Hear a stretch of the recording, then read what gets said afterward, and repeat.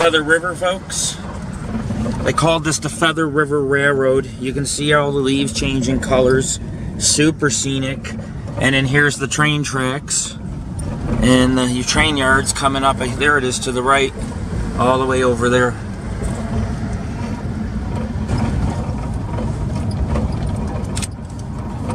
So we're going to go ahead. This is our second time going here. They have a Pumpkin Express Halloween activity. It's October. It's October 2018. Sorry, the GPS is on, everyone. But this. Oh, I see. This is downtown Portola. It's an old railroading town, and this town has been here since around the mid 1800s. So it's really fascinating that we're here. There's a Homestead Fabric. Yeah, it's a quaint little town. It's like a dream town. I'd live here if I could. It's a wonderful place to retire. It's a beautiful place, but it floods here really. The river here floods so bad that they almost lost some houses up here. So we're about a mile, not even a mile, half a mile from the museum. It's just straight up ahead. Take the next right onto California Street, then turn right onto Commercial Street. A right and a right. That is not where the museum is. You guys can see there's some rolling stock, some train cars. This was one of the largest train yards in the West for a while. Oh, wait, I can go straight and then left. It gets confusing back here, man. But I see the museum. I've seen it from the top of the hill up here. So I know it's here. It's this direction.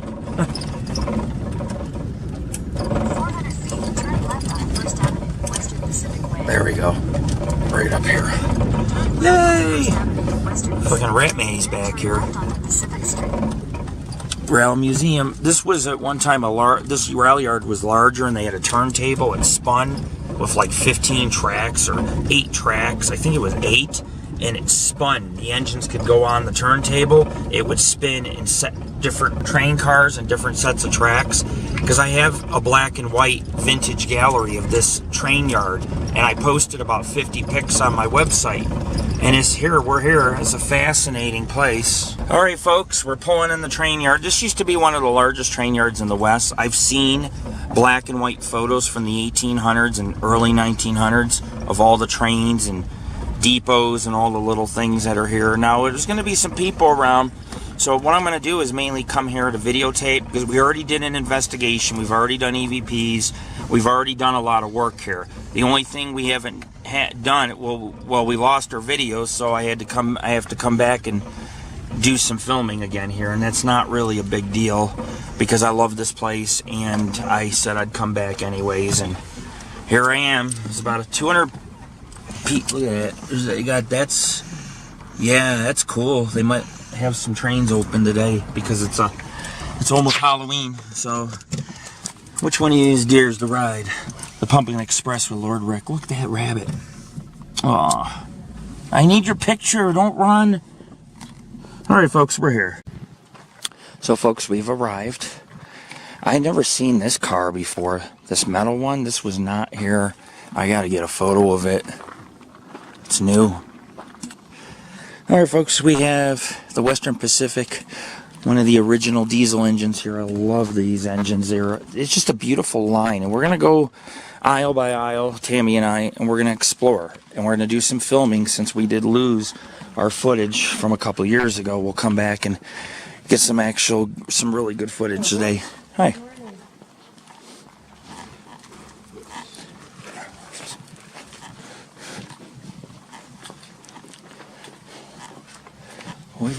You got to use the bathroom, but I want to start working on exploring the yard first before people start coming. We can do in here last.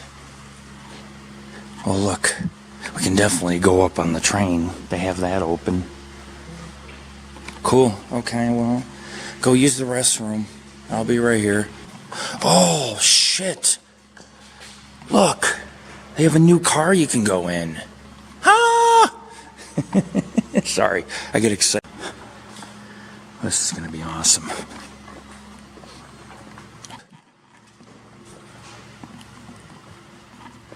I'll talk about the history in a little bit.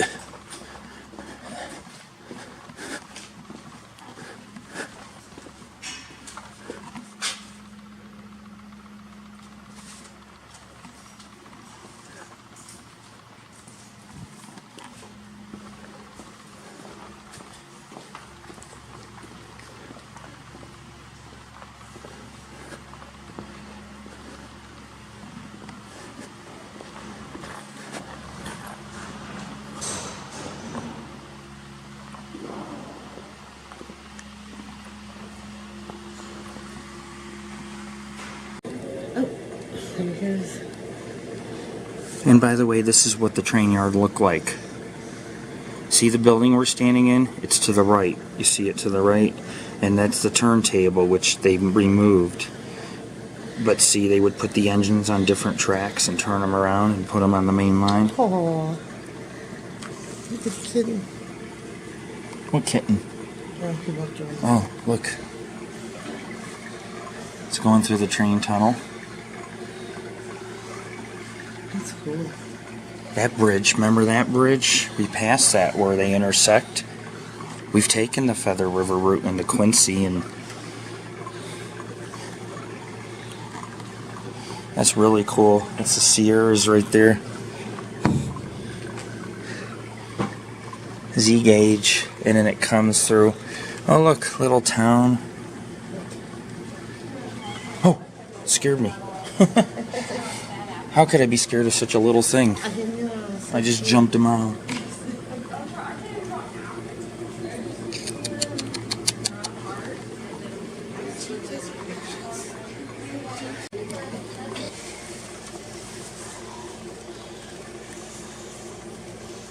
How cute is Tabby? Little Tabby.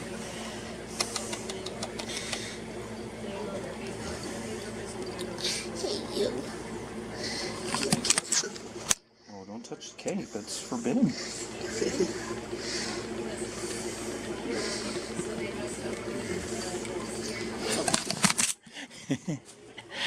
You always got to pull the tail once or twice. So let's go out the back. And we'll start with the back so I can do my videos. And alright everybody, you guys got to see us play with a kitten. That was so adorable. All these people that work here are volunteers. They do not get paid to work here. This is volunteer work to restore these engines and trains. Now I see some different train cars. This is a Zephyr. We're going to get to go on the Zephyr. As a matter of fact, maybe let's do the Zephyr now before people start pouring in. Here. Why not, right? It comes out the other end. We didn't get to do this last time. We get to do it this time. Oh my God, this is beautiful.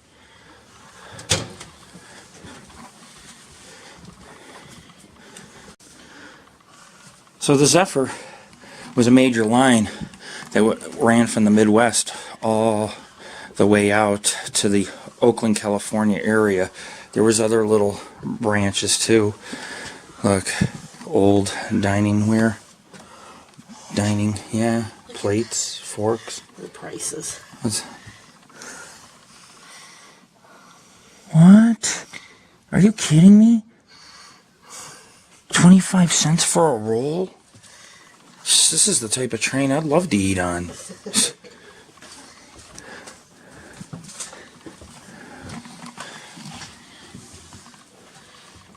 Kitchen area. I've never seen a kitchen on a train before.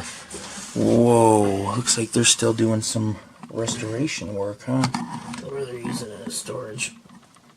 Right, you're not going to cook in here anymore. Go in one of the rooms, have fun. But in the early 1940s, the train called the Exposition Flyer operated between Chicago, Illinois and Oakland, California. These were the Zephyr cars. People would get on the railroad, go to Chicago, Burlington, Quincy, Denver, they could actually, it says, this is jointly run by 3 railroads, the Chicago, the Burlington, and the Quincy, the Denver, and the Rio Grande Western, and the Western Pacific. They all kind of were unified. And the heavyweight steam era train was typical of service before World War II, and then after they changed to diesel. And they used these Zephyr cars to travel. They were luxurious. There's no seats. They took the seats out, and what they did is they just put, they just put tables in here and chairs. But if you want, this is a dining car, so you could come and Original seats back here. are they? That's what I'm saying. In the dining car, this would be a dining car with tables, and you could sit and enjoy a ride from Chicago to Oakland, and they travel the Feather River, which is very scenic, folks. Traverses 3 counties: Plumas, Yuba, and there's one other county. I have to look at my notes, but these are Tammy City's original seats, so pretty cool. So now you guys got to see a Zephyr car. This is why I came today also, to see the Zephyr car, because I didn't get to go in it last time. I've been in Zephyr cars. There's one back east I've been on, a bunch of abandoned ones, and they were haunted. But this is like back in, I think, Florida. They had a few Zephyrs like this, and I climbed on, and there's not many remaining. You guys can see the Zephyr logo up here. Not even logo, I know, but it says Zephyr, California Zephyr in silver plate. So it's pretty cool. These were very large, long cars, over 50 feet. Very large cars. Oh yeah, I want to do this. This is the Union Railroad Pacific 105. Let me go roll over it real quick. The car was built for the Union Pacific Railroad and the Pullman Company in 1917 for use by Union Pacific's president as his own private railroad car. In the service, the car was numbered UP 100. The car functions as an office, home away from home for the president during business trips along the Union Pacific. When built, its appearance was like other heavyweight cars of the era, including opening sash windows, wooden interior details. It was similar to the business car 106 Charles O. Sweetwood, another Pullman heavyweight car at the Portola Museum, which I'll show you guys. Anyhow, in 1952 it became 101, and in 1957 102, each time changing assignments. And in 1965 the car was upgraded with air conditioning, seal windows, attaining the appearance it has today. The wooden interior panels are covered with Formica, and the car was renumbered 105. Cars retired, donated by the Feather River Rail Society by Union Pacific in 1986. It's a fine example of a later railroad business car. And yes, there is an office. Tammy and I have been on here. There is rooms, fancy rooms with a dresser and a table. And I'm going to take it slow, because when you climb these things you can fall, so be careful and watch your step as we come into this beautiful train car. There's bathrooms here with toilets. The president and his employees would utilize this car. Oh, this is the kitchen, isn't it? Small kitchen. If you're claustrophobic, this train wasn't for you.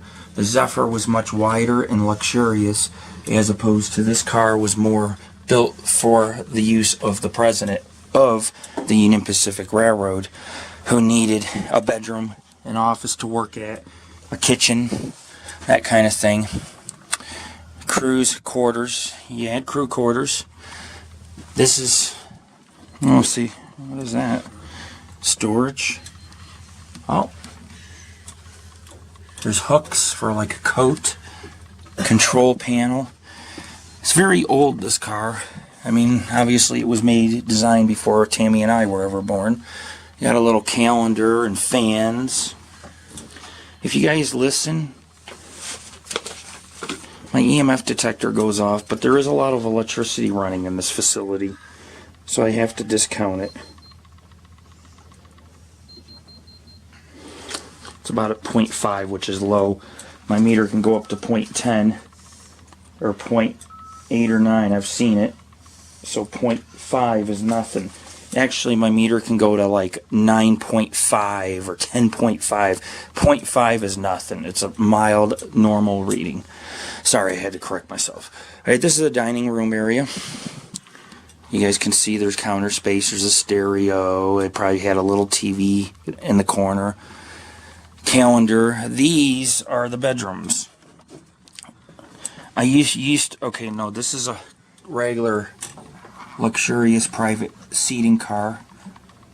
Like they have private seats. You can sit here and just enjoy the scenery. So this is not the bedroom car. This is just a passenger room. What would they call it? Passenger quarters to sit. You could fit one or two people in there. This was not used by the public. It was just used by employees. This is the bedrooms. Pretty cool, huh, guys?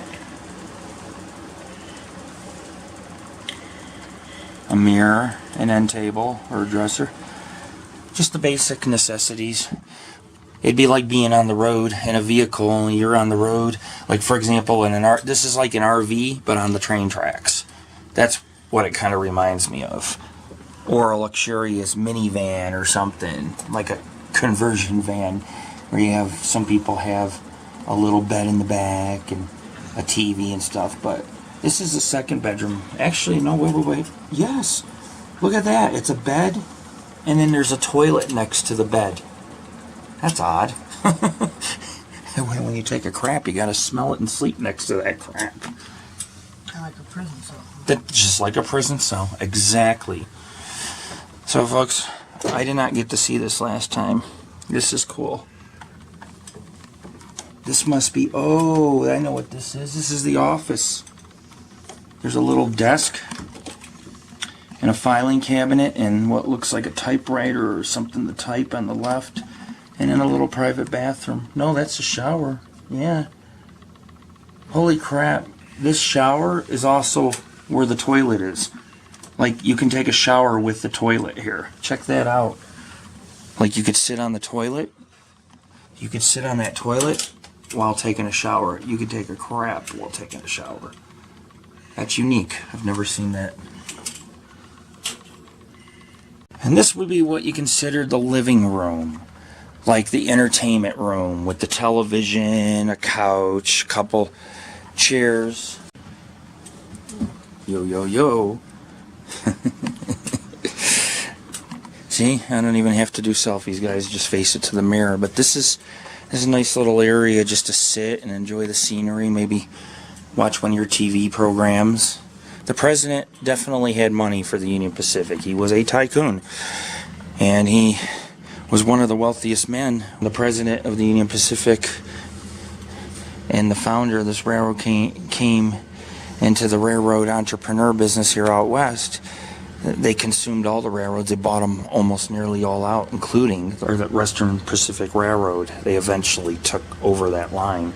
And the Western Pacific does not run, but Union Pacific constantly passes by on the hour here. And 100 years later, they're still operating strong. One of the most successful railroads in the Western Pacific of the country. Whoa! Oh man, look, they've been restoring it. A couple weeks ago, they did a restoration. You could come and restore this. The public could come help. The locomotive, remember they moved, this was over here. This was over here. They moved it, remember? Because you got a picture of me standing where this is with Jared, and I'm standing here next to Jared, and I got a picture of this engine. Oh, the big black one. Yeah, they painted it. Remember, it was red and rusty. Yeah. I mean, this is the only place you can really see. Look, that's new paint. They did this like a couple weeks ago. They're restoring. Yeah, remember the guy said they're starting to do work on it? He was telling me, the engineer was telling me about it. So folks, they're still working to restore the engine, but it looks good. I mean, I mean, you're not going to see anything like this. This thing is 15 feet high at least. I'm 6 foot, and I come up below the bar, and you still have another 8 feet to the top. So you're looking at about 14, 15 feet high, counting the roof, maybe 18. It's awesome.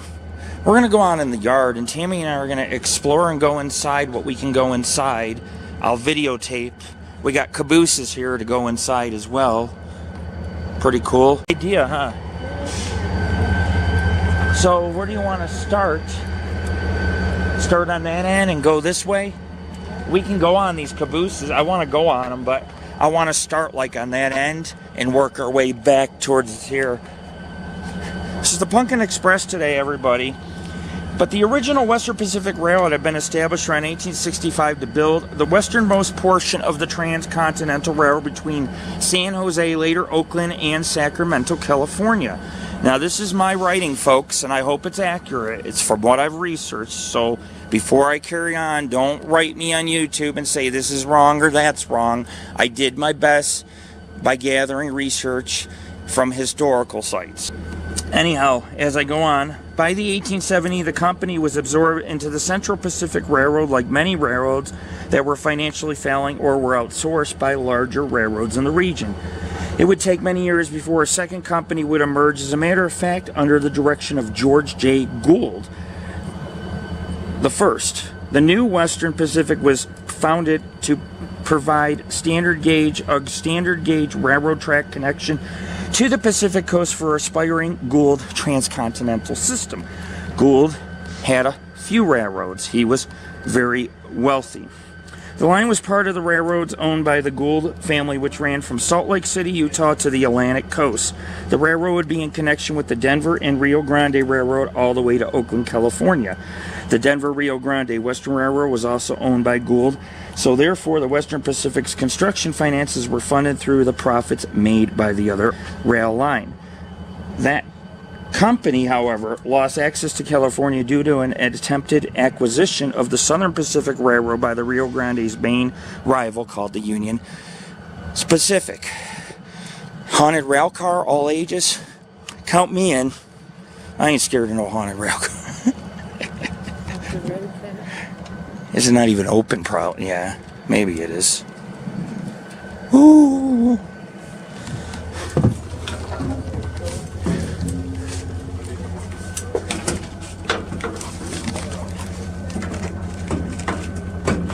Can't even go in it.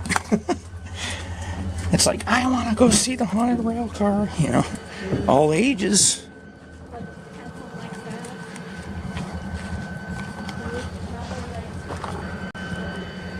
And folks, this piece that I'm going to read you is mainly what we're going to cover for this yard, so you guys can learn some facts. This is pretty cool. Isn't this a cargo car? Hence the big bay doors on the side. That's it. Thing's like 20 feet tall. I can't get in there. See how big? Look at. Don't you feel small though? Like when you stand. And see, everything's labeled. Everything's labeled. Look, 37 feet. They tell you the footage. But folks, you can climb these engines and these cabooses. Look at the step. That's right.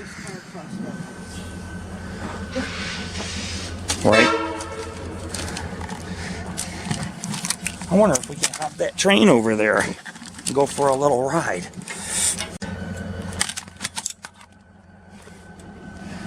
I left my papers here, but it's alright.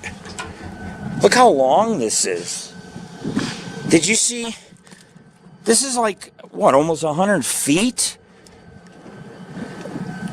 Holy crap, dude. Can you imagine this is going 80 miles an hour and you're holding on to the bars? Huh? There's a freaking tunnel right here. Oh, that is badass, man. Whoa. That thing makes me jump. We're going to go in the cabooses, too. You'll love the cabooses. Can I go inside? The end of the line. Cool. Oh, fuck. Oh, this is going to be complicated. Fucking hold on tight.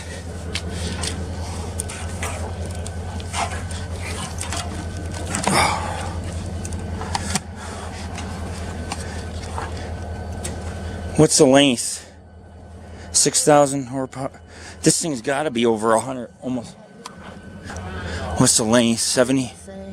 90 miles an hour? This, can you imagine this? Almost 600,000 pounds. This seems surreal, don't it? When you look at it, like holy shit. 98 foot. It's 100 foot long. That's the longest engine I think I've ever seen. I've never seen 100. 70 tons. This thing's 100 feet long, man. And 270 tons. And I got to see in the room 270 tons. That's crazy. So does it stay stationary? Yes. Jared and I went on them all. But I just don't want to get on and all of a sudden it starts moving. they have to check it. They have to have a person to make sure no one's under the tracks playing. Well, some guy was just picking up on there's a water bottle or something. Oh, man. He just climbed underneath and grabbed it. We can enter here? Yeah. Here, let's hurry and get on before they really do move it. We can be here. Oh, look, they got decorations and shit. You need help? I'll help you. Anyhow, folks, back to what I was saying. The Rio Grande was owned by Gould. Therefore, the Western Pacific's construction finances were funded through it. But anyhow, the Western Pacific Railroad acquired the Alameda and San Joaquin Railroad and enhanced it, which later would become the Feather River route, which is the route we're standing on now, or these tracks, if you head west, continues to follow the Feather River. I haven't been in this one before. This caboose, this was locked last time. That's creepy. I think it's pretty soon it's going to be time for mask. Look at these handprints and shit. That's kind of creepy, huh? I have one of those in the office. All my staff donated it. In 1909, the Feather River route. These are all connected here. We're going to have to go around. Here, I'll help you if you need help. These are steep. I don't think they're moving this. I certainly hope not. I think they're ready to... He just went in there. Hurry up, get on, baby. He's getting ready to go. No, because that's a stationary car right there, and that's hooked up.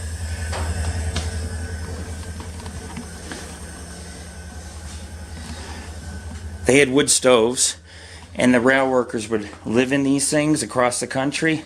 The engineers would live there, and they'd switch engineers. They'd stop the train. They'd get out of here and run the train. Go. They'd eat in here, play poker in here. Jared and I climbed up here, the bunks. Look at this. You climb up, and you grab this, and you sleep up on top, way the hell up there. Right. It's crazy, huh? Oops. Oh my God, I jumped. That was my heart. My heart. Oh, cool. We can go over here and look.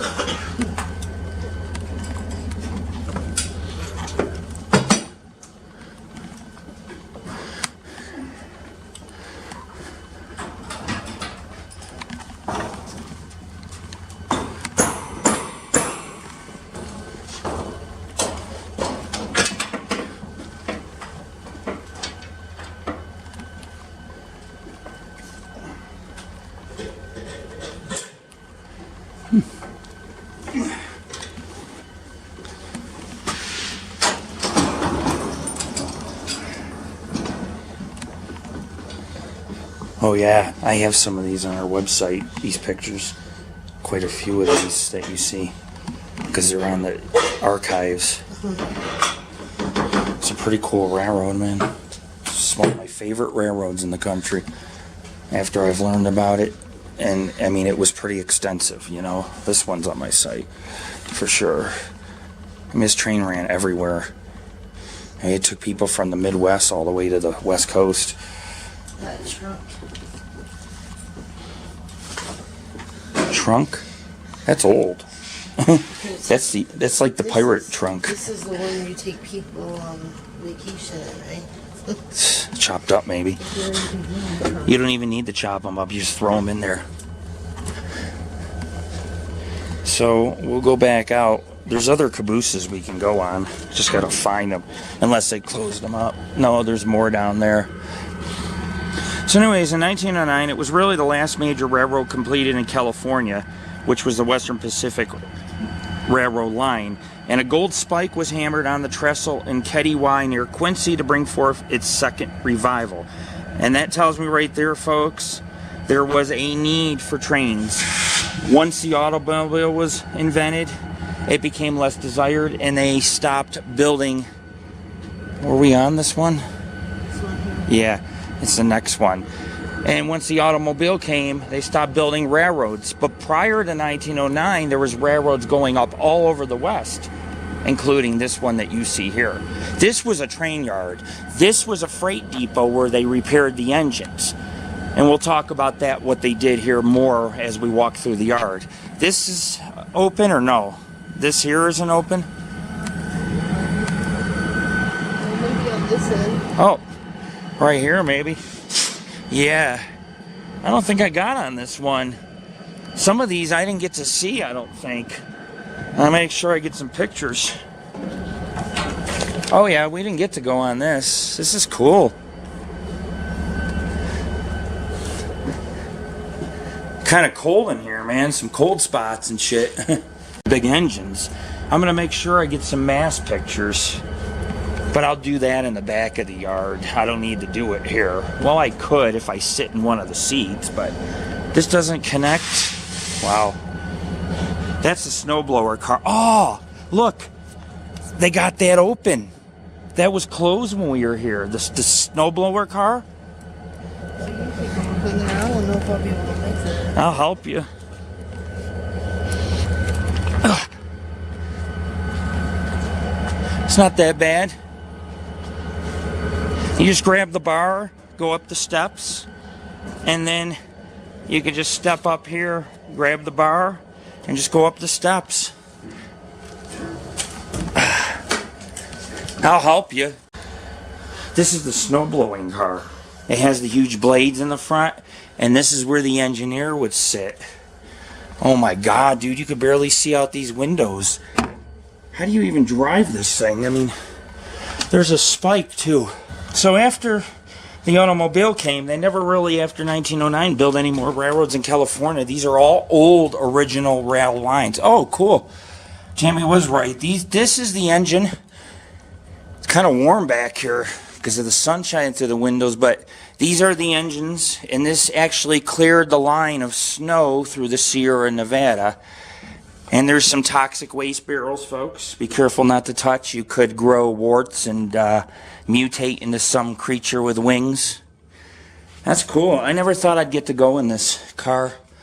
And I actually got to go in today. But Tammy and I are just going out. We're having a good time. I mean, that's really what it's all about.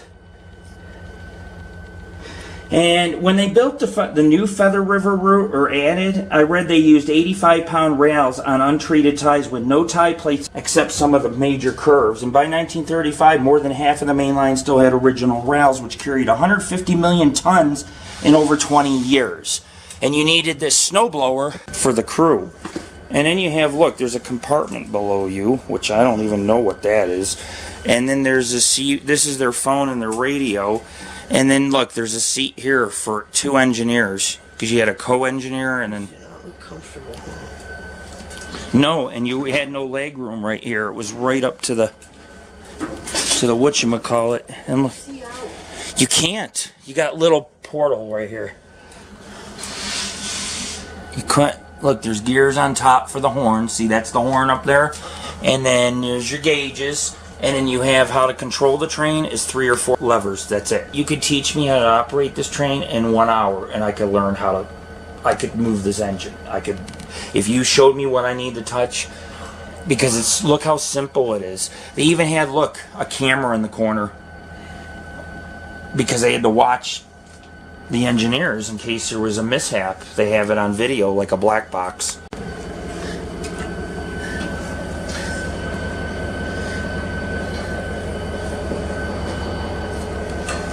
I'm going to stand here and help you, just in case. I'll let you take this, that'll make me go. Alright. Be careful, it's a big step, but you can do it. You just take your time when you go down. Okay.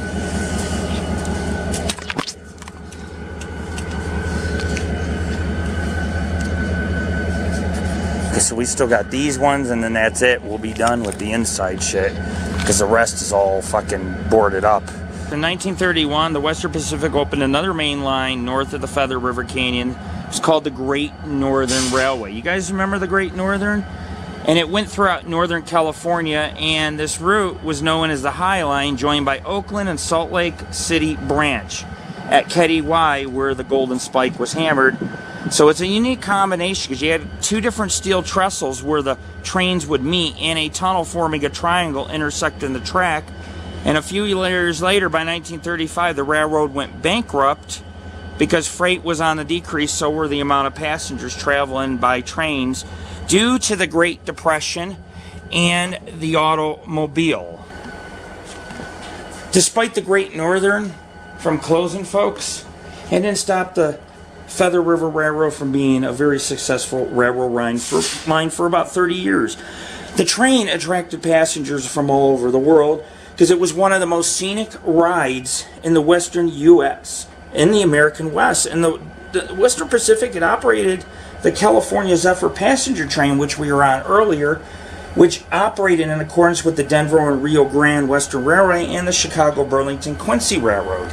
If you go through Chicago's Grand Central, you guys can see some Zephyr cars parked. Oh, they do got some creepy things in there. These engines are huge, man.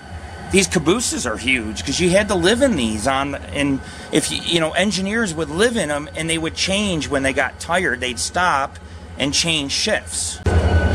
Tammy and I will give you guys as much as we can. This will go on my YouTube in a week or two so that we can bring you guys video. We lost all the video from my birthday investigation, so to come back here around Halloween is kind of a treat because they opened everything for the public and we have access to things that we didn't have last time. Mini fridge, it's kind of bulky. Oh yeah, I got a picture of me sitting in those seats. I climbed all the way up. Jared climbed on one and sat across from me. What are they for? Are they just... Because the engineers lived in cabooses. Or in the back of the train, they'd stop. You'd have a maintenance man, an engineer, and maybe some workers that worked on the railroad, and they would use the cabooses to travel between cities and come home. So if you worked 8 hours driving the train, you stopped. The other engineer would start getting on the engine, and the other engineer would come in here to sleep, eat, play cards, sit up here, and I mean that was the high ride because you were all the way up there and you could see pretty high up from the top. Flagstaff's locker. Flags red. Yeah, it's like for maintenance and stuff, you know. But the Zephyr passenger train,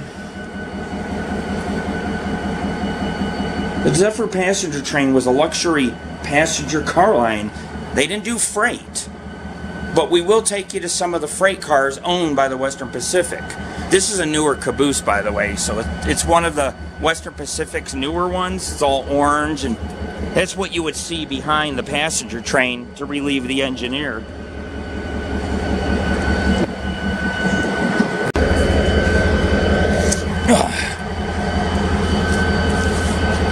We're right up by the engine. You gotta be careful climbing this stuff, huh? Ooh, this is a fancy schmancy one. Oh, there's a flag. Holy crap.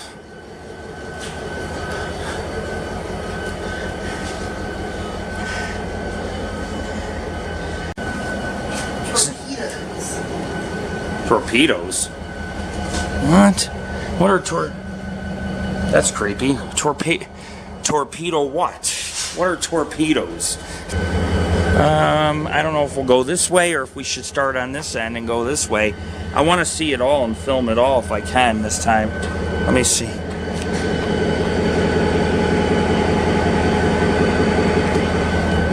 We'll get off this way. We'll walk past the engine and come back around. That way I can see the engine. See? We were up in those portals way up there, man. My face was up in that portal right there. So high up. You're getting to be experienced climbing these trains. They got this engine working and on. See? Your dad used to make those, huh? Yep. How much does each one of those wheels you think weighs? They're just so heavy. Wow.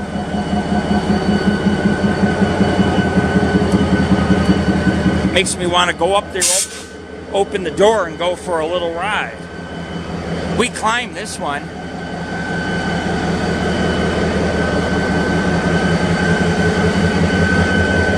You don't have to climb, I'm just looking.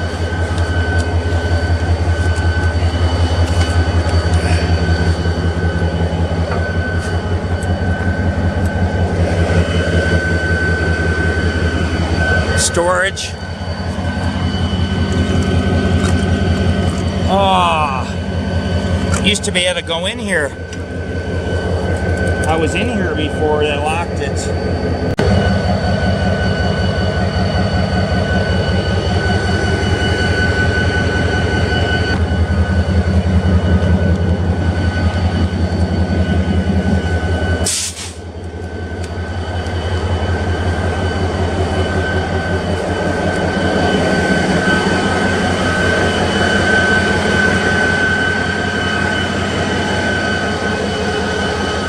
Sacramento Northern.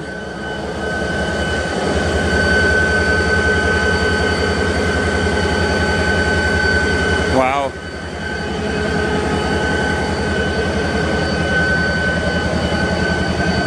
Men at work.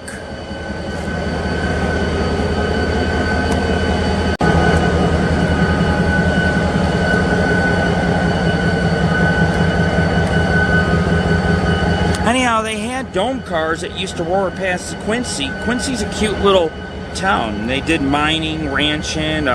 It's in the Sierras. We'll be working with some of it, but just a cute little town, you know. We're not far from Quincy, but there used to be a train station in Quincy, so you know they would make a stop there, not too far away, where they hammer the Golden Spike as well when they finish this railroad. But anyhow, Quincy, the Western Pacific also handled what was known as the Silver Lady. The Silver Lady had operated from Oakland to Salt Lake City in 1949 till about 1970, about 5 years before I was born. But these passenger cars had domes, and I'll show you guys the dome cars. What's this say? Run this locomotive? Oh yeah. It's like $100 for the hour. Maybe 200 or something, but you can split it with people and everyone can have a turn. Because I got the lady on my recorder saying it's better to split the cost to do that. I'm going to check this up here. This is Western Pacific freight engine. You got to be careful, folks. These are not easy to climb with a bad knee. Oh, cool. I did not see that. They have a yard here. Wow. This all used to be rail yard. Most of the tracks are gone. But anyhow, the Silver Lady ran from Oakland to Salt Lake City. And they had dome cars. If you look, see the dome car? Huh? Yeah, the Quincy. Well, it's the Quincy, because Quincy had there was a Quincy Railroad. But they also had these dome cars that you could take up ahead. I'll show you guys them up there. And the dome cars were luxurious, and it was known as the Silver Lady. Let's see if this is open.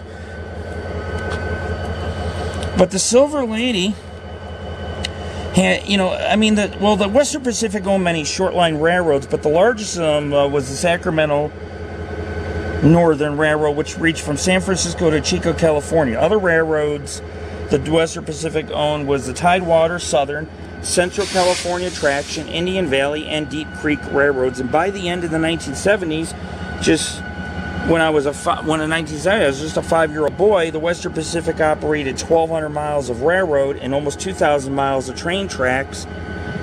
The Western Pacific operated nearly 1,200 miles of road and almost 2,000 miles of train tracks, which doesn't even include the Sacramento Northern or the Tidewater Southern subsidiaries. But the Silver Lady was very cozy and luxurious, and it was a good means to travel. It was they bolted it shut.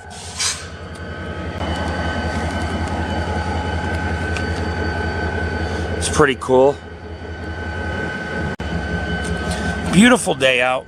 It feels like it's in the 60s now, so definitely warmer than when we first started off at Beckworth Cemetery this morning. This is a nice engine that we have. It's the only place in the country you're allowed to climb the engines and stuff. Other museums won't allow it. This is like the only one that allows that shit. Because it's just, they don't... I'm gonna stick that kitten in my purse and take it home. Oh my god, that kitten's like adorable. Just so cute.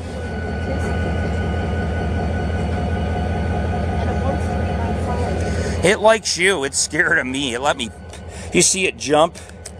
And then I pulled the tail and it took off running. You know, I do that to all the cats. Pull the tail. Then they look like, you know, like I better get out of here. They don't like that. You know what I'm saying? This place is haunted. There was a lot of accidents and deaths. Not too many, but people did get hit by the trains around here. I mean, it was just, trains are dangerous. You can't be on the tracks when they're running and shit. Here you can, because this is a museum. They ain't going to run you over. It's a very safe place to be. But this is the Quincy right here. Anyhow, as I was saying, folks, earlier, I was talking about the Silver Lady. Well, in 1983, the Union Pacific Corporation purchased the Western Pacific, and it became a part of the combined Union Pacific Railroad system, along with the Missouri Pacific Railroad. So with that being said, the Western Pacific and Murray Pacific merged into the Union Pacific you know today. In 1996, Union Pacific purchased the Western Pacific's longtime rival known as the Southern Pacific Transportation Company. And in 2005, the Union Pacific unveiled a brand new EMD SD70 Ace locomotive.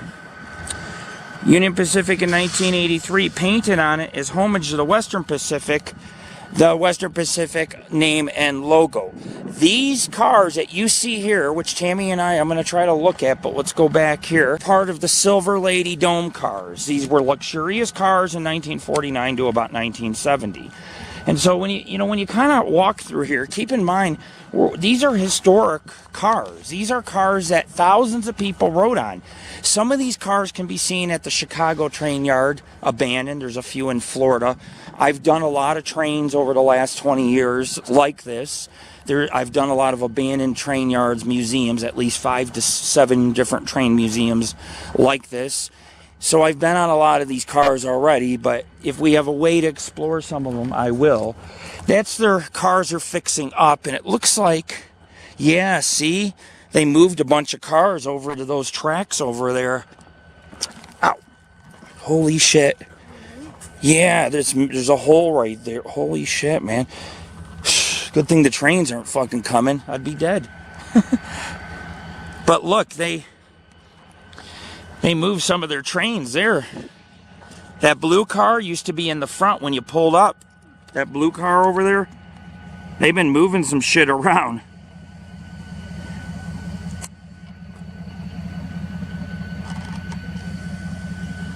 Huh.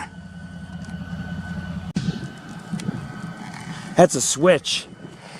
That's a prison car, I think, or a military car. See the bars on the window?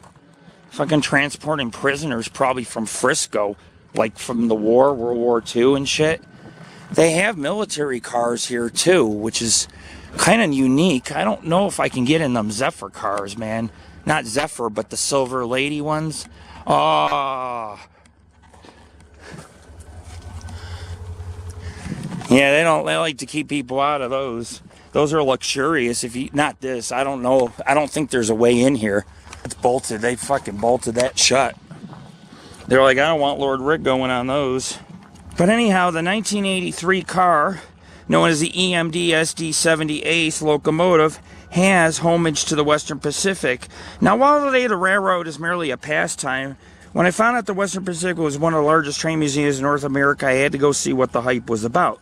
So I've been here before, and the money that I pay to walk around is actually a donation, because none of the people get paid, and they apply the money to restore these cars that you're currently looking at with Tammy. Because these cars are historic, but they do need work, and they do need restoration. Just to let you guys know, okay? Because a lot of them are in peril. And you know, the time for railroads is gone. I mean, I want you people to understand that we don't live in a railroad time period. Now there is, I don't know where Hospital Hill is. I'm thinking up there on that hill, but there's a road up here that you take. And there used to be the old railroad hospital. It's all gone. Some idiot burned it down a few years ago. Pissed me off. Yeah, they called it Hospital Hill. And I have some history in my notes. I'll talk about it when I get to it. But they had a bunch of buildings you could explore. And the train depot, they owned them here. And what they were going to do is turn it into a museum so you can explore the hospital. And the guy burned it down. It was one of the oldest railroad hospitals. And they had a bunch of buildings. Look, there's somebody driving here. Huh. This looks like a tourist to me. Maybe I'll drive there and park my truck against those and take a pic. You know what I mean? Get a pic with the fucking... I don't think they know where they're going. There's a bunch of roads. It's very confusing back here. So let's see what other trains we can find here, folks. But anyhow, as I was saying earlier... You know, the time for railroads is long gone. Since the truck, plane, and automobile, it supplemented their use. But as a kid growing up, my father used to take me to look at train cars all the time. I mean, when I say all the time, we would park on a moonlit night, like just park near the tracks. They moved this. Is what my dad made. That looks complex, all that steel and shit and iron. Is it steel? Yes. Fire soot or something. Oh yeah, because they had they had to smelt them, or, you know, it's a foundry, so they had to make these wheels, the whole piece. I mean, it was complicated. I mean, you think that's a lot of steel that they use. This is a pretty cool car that has the prison bars across the window. But my father used to take me for trains, and what? Oh man, did you see what they did? They totally fenced that off. You used to be able to go there. I explored all those engines, and it's now fenced. That's what I'm saying. It's like if you don't get on board with it right now, you may miss out. And I lost my video footage, so now I'll never... Oh, look. They drove on that side. I could drive there. I think that's the operation for it. It is. I ain't going to say nothing as long as you're not playing on the operational train. Because you see that one across? That's operationable. That's a parked train. And look how far it goes. It just, yeah. That thing looks like it goes for a mile. It just keeps going and going and going. My father used to take me to look at trains. We'd sit in the vehicle, eat some chips or snacks. My father would buy me some candy, and we'd watch the trains, and I'd wave to the engineer or walk along the tracks and my father gave me a camera, so I used to take photos of the trains roaring by as a kid, and only be 8 years old taking pictures and waving to the engineer. I took my first Amtrak from Buffalo to Las Vegas, and I was only 19 years old. I had nowhere to go. Kind of nowhere to go, no family at the time, and all I did was just get on the railroad. One of the most scenic rides I ever took. Anyhow, over the years of construction, the Western Pacific was contested hell. Most folks felt this line should have never been built. Before Gould came into the picture, it was Arthur Ketty's lifelong dream, who wanted to break the Southern Pacific's monopoly between Salt Lake City and San Fran. The only way the railroad could succeed was Ketty's partnership with mogul George Gould for the competing line. So they joined forces to try to get rid of the Union Pacific, or the Southern Pacific. Anyhow, the journey would traverse over 1,000 miles. Some of it along the Feather River was the bonus for the passengers. While trains were traversing Downers Pass railroad tunnels, there was a lot of snow and a lot of winter weather, so you couldn't always travel that line. But where Tammy and I are, this line didn't get as much snow, and so it was operable most of the year. And plus, they would get rid of the snow on the tracks using that car we seen earlier. Hey, is this open? Open that shit. I want to go in one of these. I'll climb. I know you can't, but I'll climb. Because I want to see these cars. I've been trying to get in these cars for a while to look around. Cool. And they connect. I can look at you out the windows if you just follow me.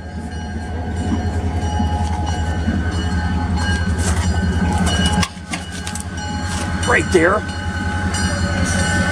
Dude, it's taken off. We were on those cabooses. It's taken off. The fuck is it going? Oh! How far does it go? Just down the tracks a little ways? Sorry, I gotta look at this, man. The whole thing's connected. Everything. All the cabooses. Let's see if they got their cargo car. Yep. There's the friggin' engineer. Oh my God. I missed the Pumpkin Express. Oh! Look at that. They got their cargo. You can't really see it. The cargo car, the dude's hanging off right now. Just enjoying the ride. All right, I'm going to get up here, and this isn't going to be easy. Here. I'm going to do some EVP up here, too, so I will take my recorder, but let's see if I can...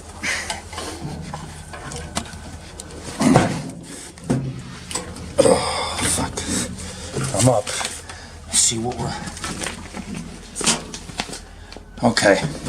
This one here, this is blocked out and boarded. I can't go, but I can go in this one here. All right, folks, I'm going to go in one of the old Silver Lady Dome cars.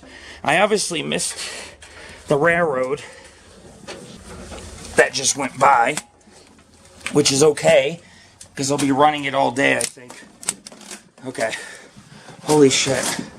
I'm in. It's the first time I've ever been in this one. These were luxurious cars. Of course, it's all ripped up and beat up, but at one time it was pretty luxurious back in here. Oh, cool. We need to be really careful here.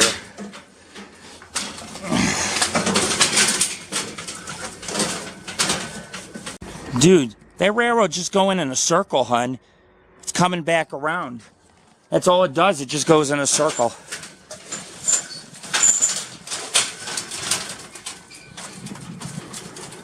So anyhow, the railroad would be over 1,000 miles. And like I say, you know, when you couldn't take the Donner Pass, you could definitely take the Feather Canyon River route.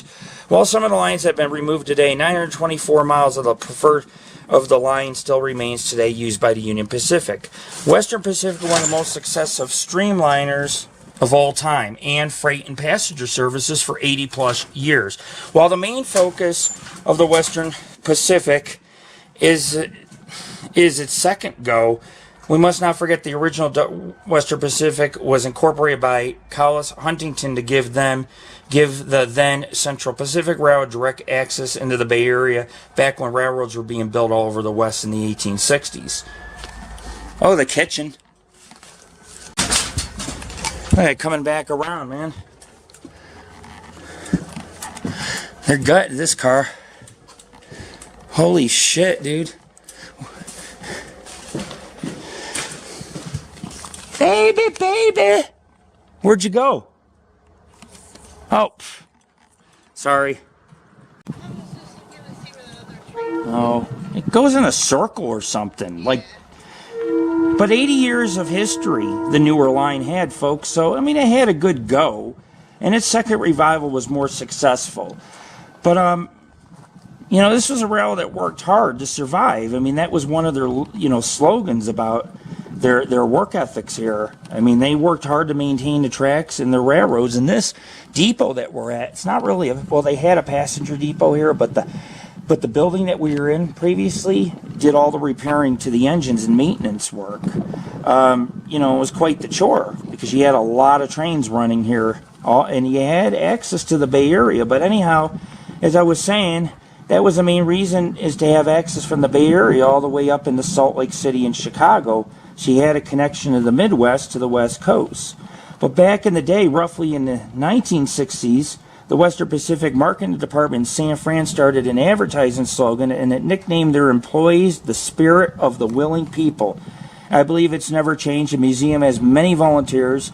They don't make any money. If they make any money, it's very little, restoring these relics that we're currently standing on. And if you guys look, I mean, they take pride. They're going to be restoring this passenger car. That's why they gutted this, because they're going to probably put some seats and hang some lights and fix it up. And that takes money, and that takes a lot of people coming to this museum, donating, buying some gifts, because it all goes to the trains. It doesn't go to the people, it goes to the trains. So as long as you know that, it makes it a lot easier to donate to this place. Sierra Pacific Quincy Railroad. Let's see what's down here. I think I'm coming to the end of the line, and I'll have to come back out. Oh.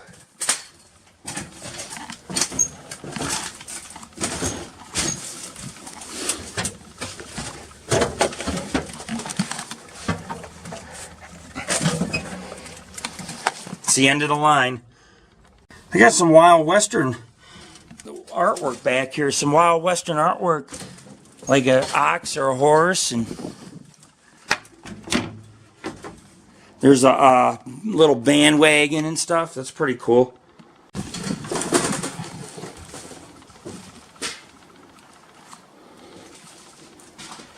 The Western Pacific Railroad Museum, folks, that we're at is located here in Portola. It's known as the Portola Railroad Museum before January 1st, 2006. It was operated by the Feather River Rail Society, and they're still very well involved, which was founded in 1983, and it's located at the former Western Pacific Locomotive Facility, which I was talking about, near the Union Pacific's former Western Pacific Railroad's main line, near the mouth of the Feather River Canyon. This is a heritage museum. Hey, hon, look up at the top. Give me a second. Where are you? Look. Ah, look. Look. Use that if you got that camera, because I'm not going to drop my camera. Do you see if you can get me up in the dome? If not, it's fine, but I managed. There's a stairwell going upstairs I just found. I didn't see it earlier. So, oh my God, look at the view. These are the dome cars, folks. That's what I was telling you guys about. This was not an easy railroad to maintain. Just so people know, I mean, it had a lot of employees and there was a lot of track maintenance. She had to make sure that they didn't have a lot of, these tracks weren't as securely bolted down to the ground like a lot of train tracks. It was just, you had your common ties and your stakes and that's it. But as I was telling you guys earlier, but back in the day, roughly, to maintain, for this railroad to survive, it was a chore to maintain the tracks. And so the workers work very hard. But the Heritage Museum, it contains the site of the passenger depot, which is long gone. And then you have the freight yard. You have what is known as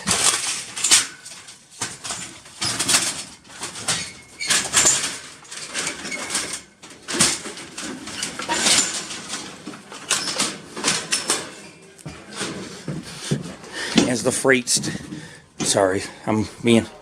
I know there's like this, they're like these metal pieces, strips, and there's a pile of them you have to go through just to get to the hall. They're like all in the hall.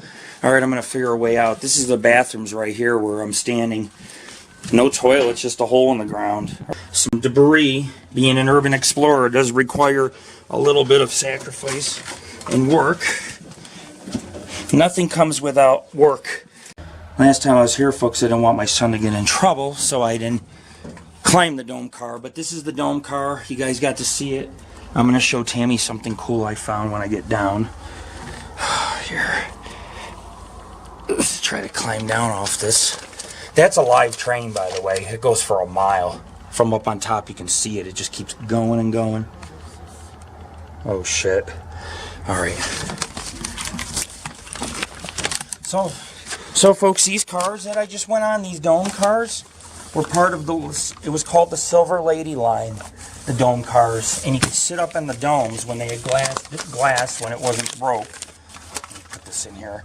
And the dome cars, you could sit and have a cup of coffee and enjoy the scenic ride. It was very successful. The Silver Lady ran for about 30 years. Let's see if I can...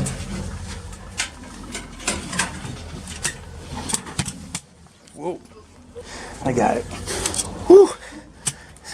Definitely not a car I want to climb again. Rusty and sharp metal pieces. My son tried to take this off last time. I'm like, no, I don't want you going in these cars. You know, it's one thing if an adult just tramples around, but when they start seeing kids climbing this shit, it's a hazard and a risk and a liability. They're not gonna do that, so they don't like that. But nobody cares if I do it. I advertise this place on the site, and I can prove it. It's on our website. So, okay, so I guess we'll walk between here and look. We'll go down here, and then I want to go down there too and look at the box cars, but we'll just go in and out, I guess. I don't know. They're gonna run it all day, I'm thinking.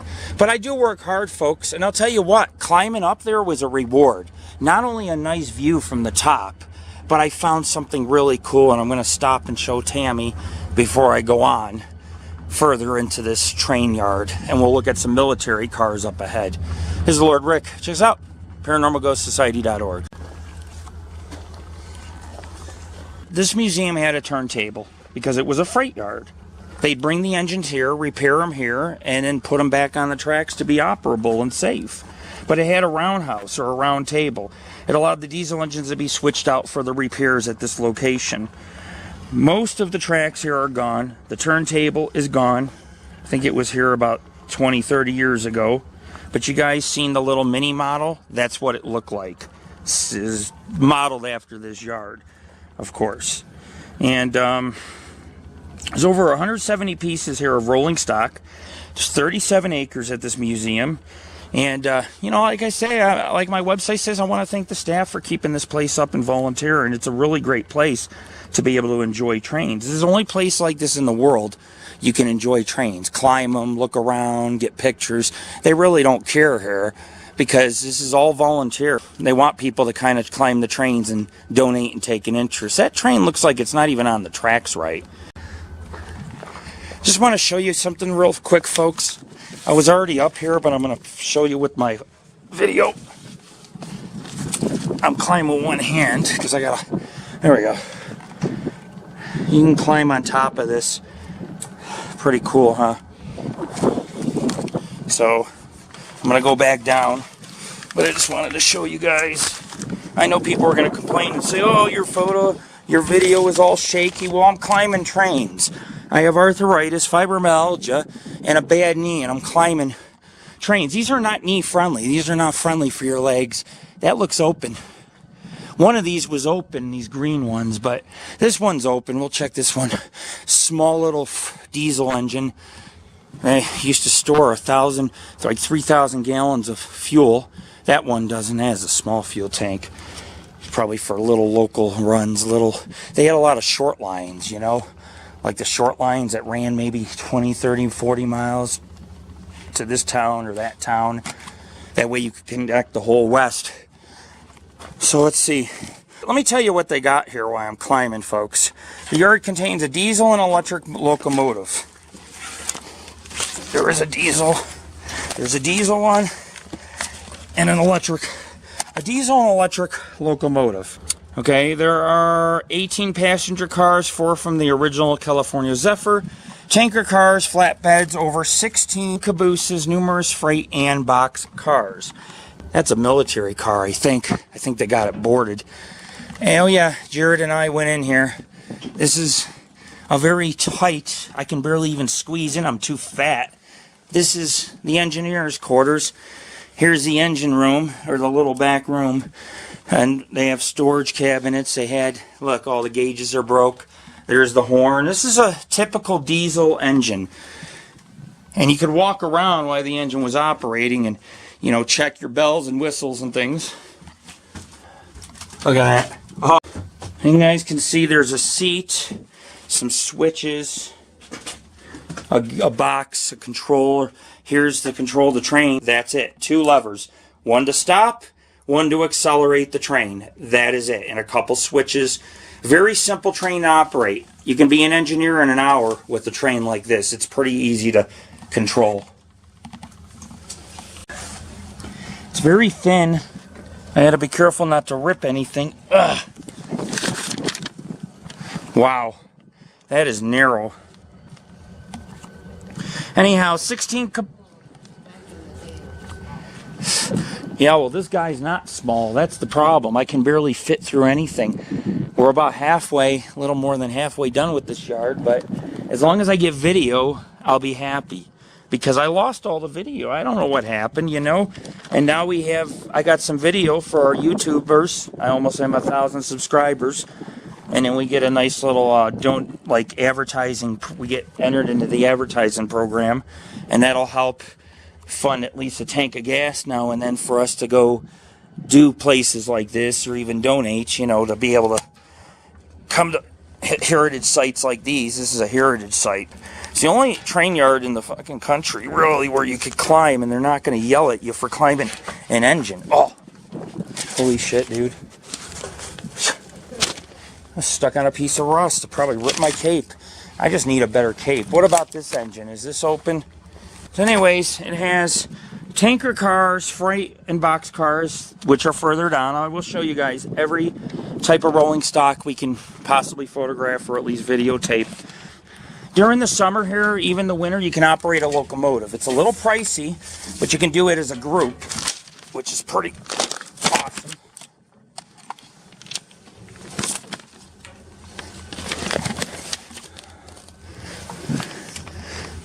Wow. If you're fat, forget it. It's not going to work out. Some of these engines are 90 feet long. It's not a joke. These were true beasts.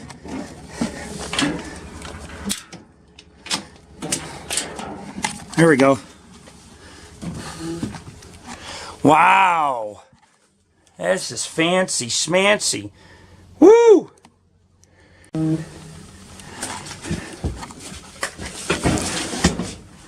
Oops, this chair's go down, but you guys can see. You could even exit out the little front door, or you can go out the back door. And these engines weren't very comfortable for the engineers. They did make good money, but they weren't built for comfort, if that makes sense. But for $200 an hour, you can operate one of these locomotives. I don't think that's a bad deal. It costs fuel to operate these trains. There's Tammy. That was cool. That's a nice one. That's like brand new. Nothing, no gauges smashed.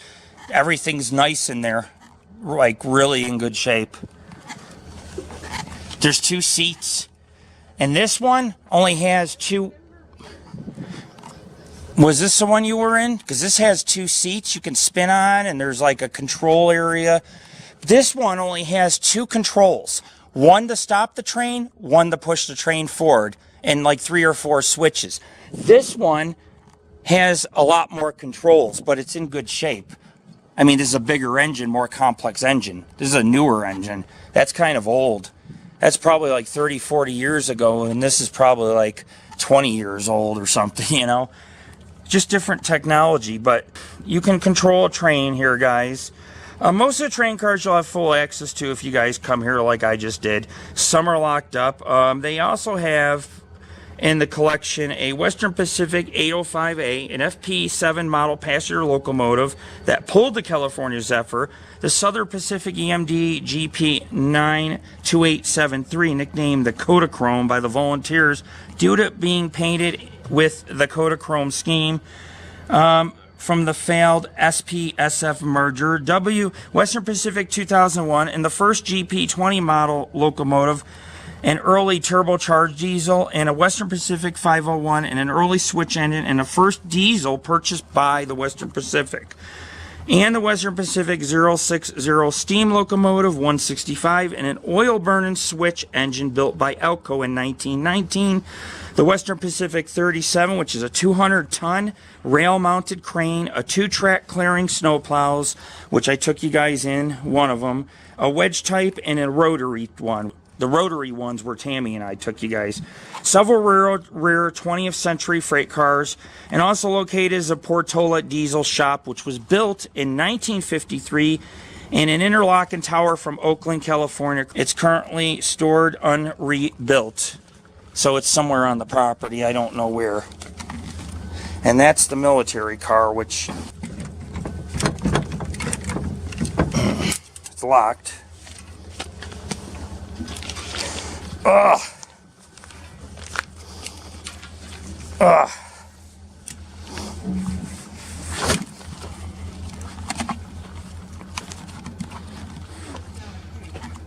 The tanker car right here. That's the Kennett Copper Corporation. Some private companies own these. On the hill, folks. Now, I showed you guys the hill earlier and was talking about the hospital. Let me tell you about the hospital before I forget. But on the hill is the old Western Pacific Hospital.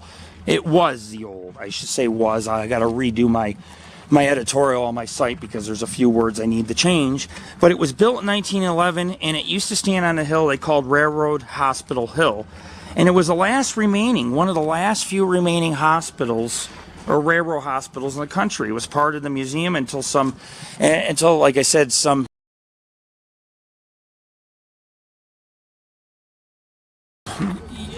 vagrant or explorer arsoned it. Until, like I said, some vagrant or explorer arsoned it. Those are closed up, I think. You guys can see this is a big yard. There's some info about that caboose. That's an old one with the little side rooms like that.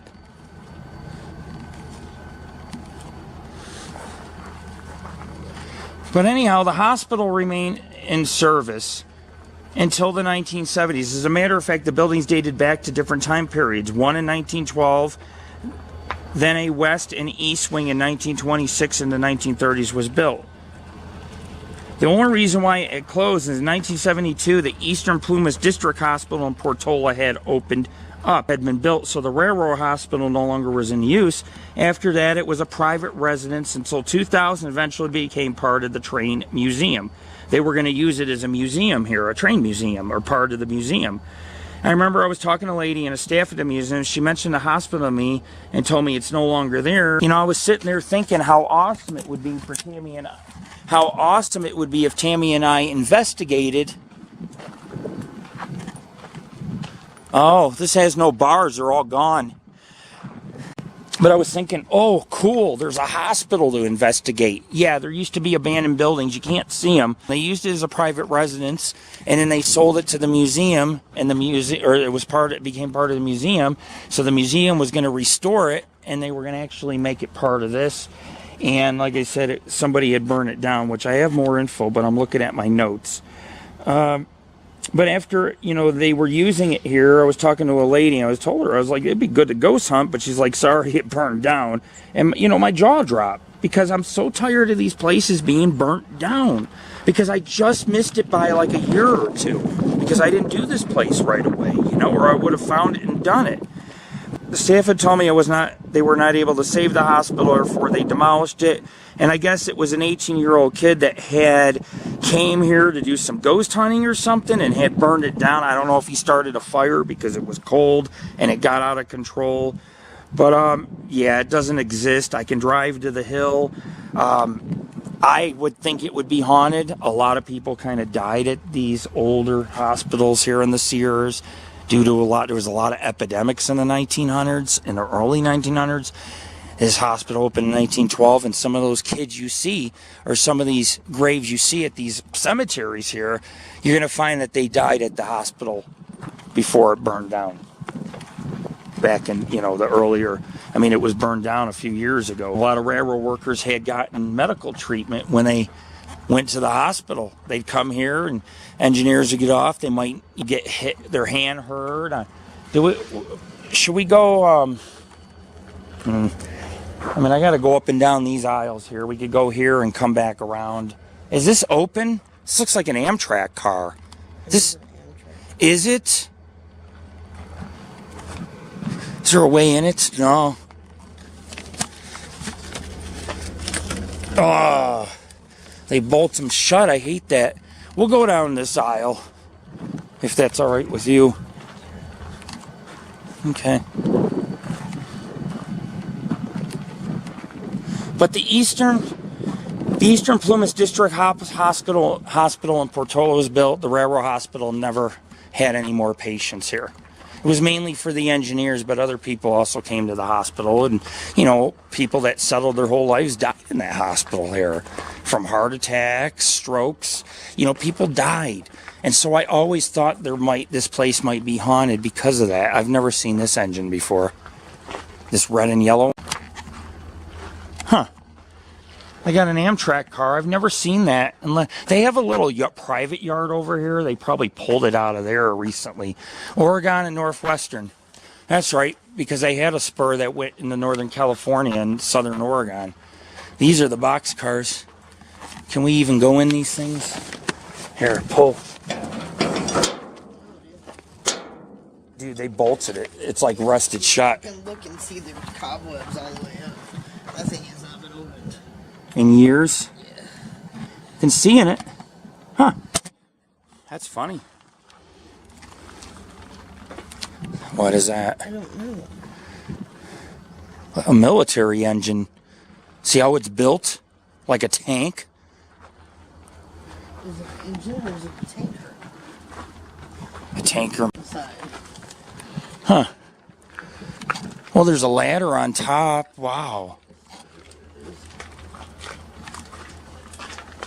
Western Pacific. Last used with Derek 27. Union Pacific donated a Lima GS6. I've never heard of a car like, I've never even seen a car like this. I don't know, what did it store? They're going to restore these and open them up in the future. But they, anyhow, as I was saying about the hospital, folks, when it burned down, they couldn't restore it. It was too much in peril. So they demolished the east to west wing in the old original hospital building. Look, that's kind of, huh.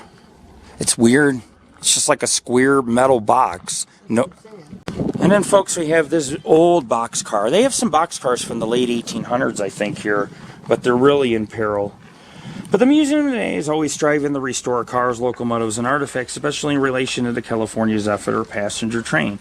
The Feather Railroad Society is currently working hard to preserve these railroading relics of our past and bring new places in the museum and restore old pieces. Currently, the project collection of equipment includes the Western Pacific FP7 locomotive, 805A, Dome Lounge car, Silver Hostel, they called it. The other Dome coach is called the Silver Lodge, and the dining car is a Silver Plate. In addition, the Dome coach Silver Rifle is a long-term loan from the Golden Gate Railroad Museum, which I will show you guys. Every October, they have the Pumpkin Express. You can ride on the trains. Maybe Tammy and I will go for a ride. We'll check it out and sit on the caboose or something. You guys will see some military cars on the other side. I don't know. Oh, look at this engine. Let's see if I can go in it. This looks like a worked like an engine. Is that the crane car? Is that what that is, or is that what's on? I got such bad arthritis. It's killing me to hold on to these without wanting to let go. I don't have the strength in my hands. I'm going to be really tired when I get home tonight. Woo! All that climbing. Wow. This is cool. I haven't ever been in this way. This is huge in here. It's a huge room. Wow. Yeah, this is a much more wider room here. A bigger room to walk around in. They didn't get a lot of space, these guys. Where am I? Where are you? Where's all of us?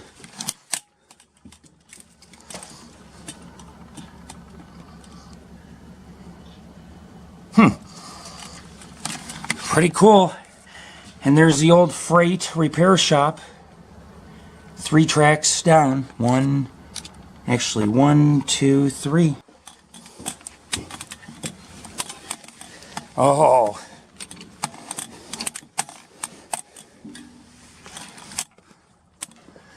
Yeah. I don't think that's going to work. It might.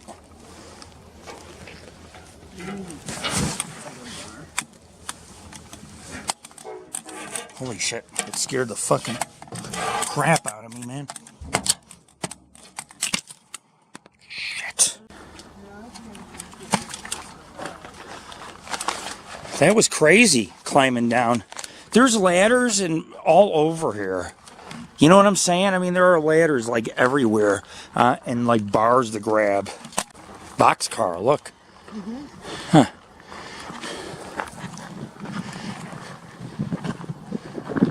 This is a hard one to climb in. When it's too hard to climb in, just stand up and take a pic inside. Wow. Wow, it stinks in here. Look, we got a train coming through. Oh, really? I'll get a picture of it. And I'll tell you guys some of the projects that the Paranormal Ghost Society has done. And Tammy may not even know it, but we've done, obviously, the Western Pacific Railroad, which is where we're at. But the Biz Johnson Old Railroad Trail, the Attica Rail Museum, the Henry Cowell Roaring Railroad. We've done the Heart of Dixie Railroad, Central Florida Railroad, Lake Mead Historic Rail Tunnels, Donner Summit Historic Rail Tunnels, Newark and Lake Erie Railroad, Mount Dora and Lake Eustis Railroad, Central Terminal Railroad Station, Nick Plate Depot, Springville Depot, Salamanca Erie Train Station, Savannah Roundhouse Train Museum, Virginia Truckee Railroad Tunnel and Yard, Leesburg Train Depot, Church Street Station, Whistle Stop Museum, Erie Train Station, Rochester Subway Tunnels, DeLand Train Station, Arcade and Attica Railroads. Just some other prospects we hot linked on our site if you guys want to check out those projects. So Tammy and I are going to go up and around, then we'll come between these cars and get pictures of those box cars. Oh, look. This is a new thing. So going past the Quincy Railroad, Engine 4. This side, huh? So hard to climb up in these things. There's open on the other side too. Yeah, you can't climb it. Yeah. Your head in and take a picture. Yep. Man, that is wrecked. That needs some work. These are box cars. Look at all the garbage. This is a joke. Oreo cookies. Somebody dumped a garbage bag with all their garbage. What's wrong with people, man? Who does that? I don't ever want to litter or leave anything anywhere, not even this train yard. This is a museum. These pieces are important. You know what I'm saying? These been here, some of these things are 100 years old, man. You know what I mean? There's nothing in the country that has 100-year-old trains restored like this. Now, I'm not saying all are restored, but some of their cars are in tip-top shape and they're 100 years old. That's the Missouri, Kansas, Texas, Katy. That's what it says. It says Missouri, Texas, and Kansas. What is that? A lock. Oh, St. Louis. Huh. Cool. It's actually kind of cool to walk around here because there's like no place like this in the world. You know what I'm saying? Like in the country. Your dad's company. You're still it's still recording? Make sure. I'll listen to these Monday or Tuesday, see if we get anything. So folks, we're just kind of walking around. I'm not going to do EMF because see the power poles, it'll pick that up. Unless it's like really high, like a 5 point something. But most of the readings on lights are like maybe 0.4, 0.5. Danger readings are above the point. 1 point whatever and on. So you gotta pay attention, but there is electricity here. It's a train yard. Look, serving California's heartland.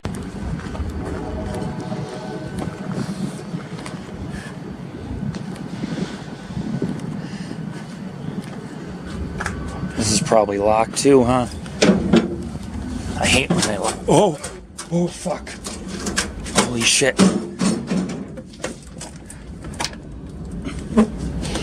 It says push or pull. I don't know how to operate. I think so. Oh. Yeah, it is. There's a... Up above. Oh. No. I'm so scared to step on this. Well, it's right there. Yeah, be careful. Ooh, that is bad. Fucking lose a leg. It's not bolted down, that's for sure. Huh? Stairs on now. Right.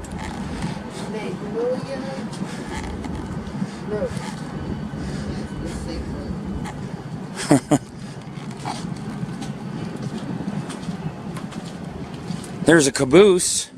I don't think we can go in that one. Where's the Amtrak car?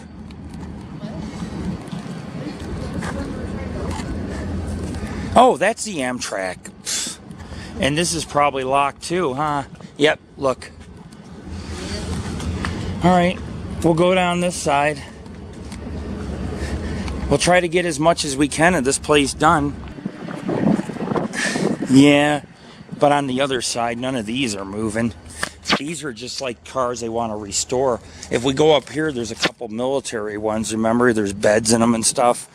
You remember, but this was a sleeper car. This is an old one. I used to ride Amtrak. I'm familiar with the cars. For years, my father used to take me on it. But I rode across the country in one of those sleeper cars. The seats go recline back and stuff.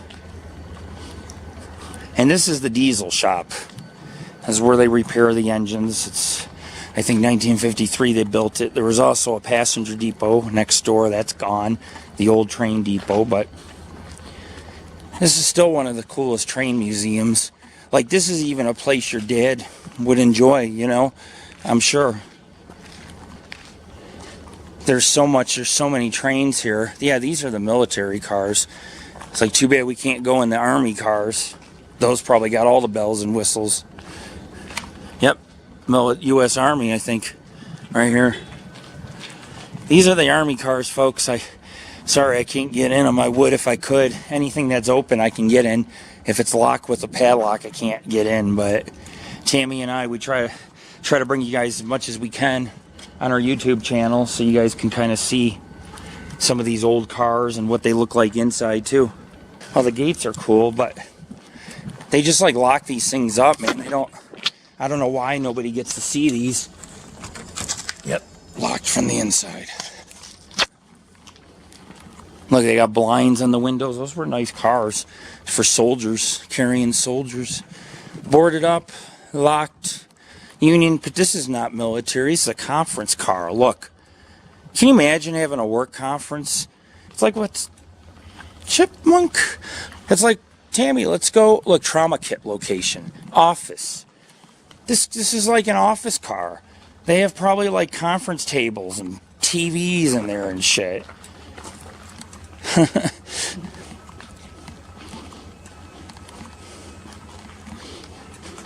So we'll do down here, and then we'll do these, and we'll almost be done.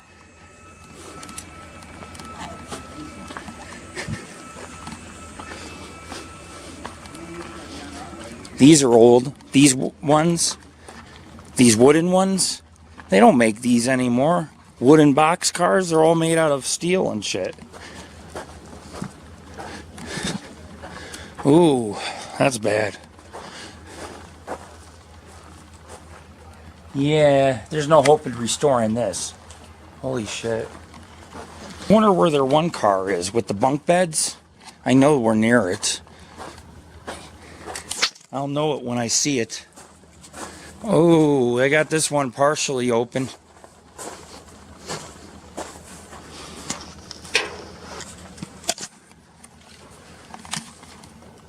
I'm just doing rows, dear, of trains, that's all. I'll even drive over there to get a few pics when we're done. We'll finish these up, and we'll do those other trains, and we'll almost be done. There's some trains that veer to the left we can go see too. But we're almost done here. So you guys can see, Tammy and I have already covered about 100 pieces of rolling stock. There's a few parked out here I'll show you. I don't see the Army car, the Army sleeper car that has the bunk beds that you can look in the window at. I don't know where that is. These are box cars. That's an electric car, I think. I could be wrong.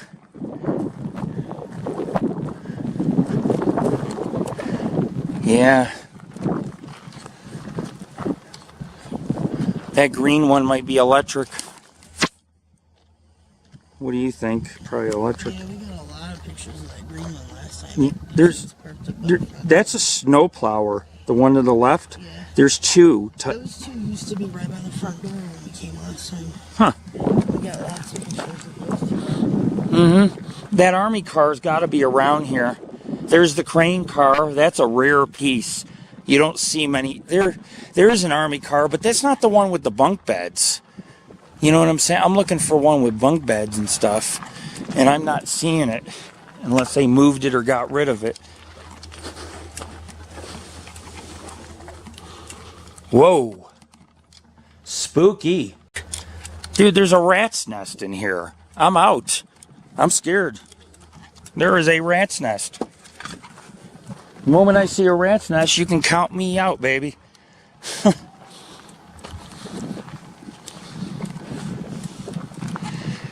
I've never seen cars like this. You know, some of these cars are rare pieces.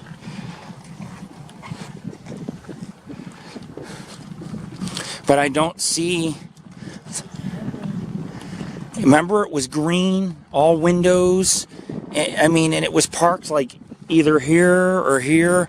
And Jared and I looked in the windows. They had bunk beds like across. I don't see it. You and I will look. There's an area over here we missed. We'll go look. Maybe they moved it, but I'm thinking it's gone. Because I mean, why would they move that? Car was in good, brand new shape. It was clean, like on the outside. They restored it. So I would think they would have maybe had it. I don't know. Here. That's a crane car.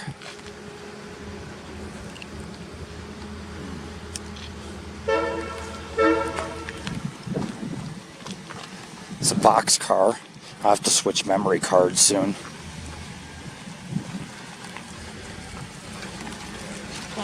Memory card. I may have to take your memory card soon. Unless you want, I can go to the truck. I got one in the truck, but I'm going to buy you a camera this weekend. Tonight I'm buying one for you. I am. And don't say no, I'm buying you one. So I don't even want to hear it. Well, you do. Everybody does. Needs a camera.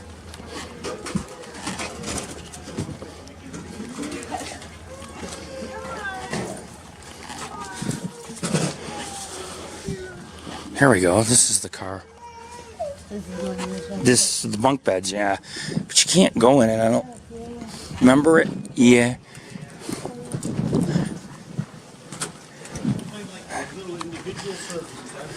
So this is the military sleeper car. I'll show you guys what it looks like.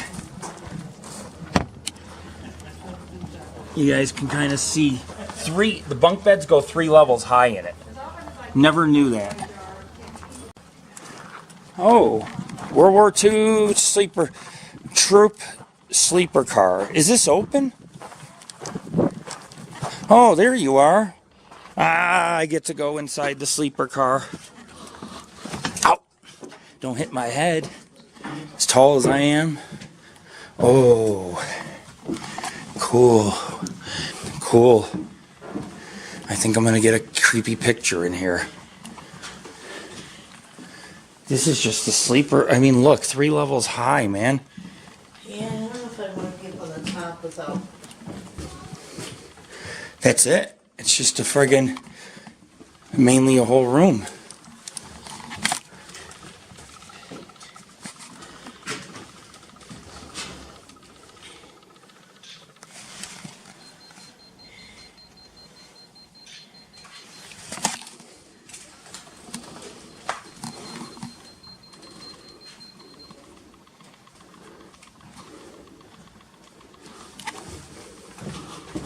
So we got to go in a World War II sleeper car. You'll never see nothing like this in life, folks. So I'm glad Tammy and I, we came back to film, but it was well worth our time to do that.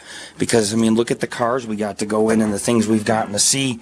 I've taken readings. I've taken EVPs.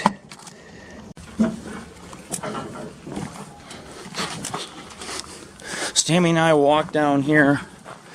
I may have to run to my truck and get more memory cards real quick, but That's right. I'm gonna go in and use the bathroom. When I do that, you can stop it. Cool. We're almost done here, folks. Tammy and I think did a good job covering the yard. We have a couple more places I want to see, like the artifacts inside. We'll also go look at the little short line to the left. They have something. Maybe we'll even ride the Pumpkin Express if we sit there and find out how long it takes to leave. We can go look. Is that window broken? Yeah, it's broken out. Wow. Oh, you got it changed. This is another caboose. Cool. Same thing, bunk beds, all that. So pretty cool. You guys get the picture. There's a lot to see. There's a lot to do.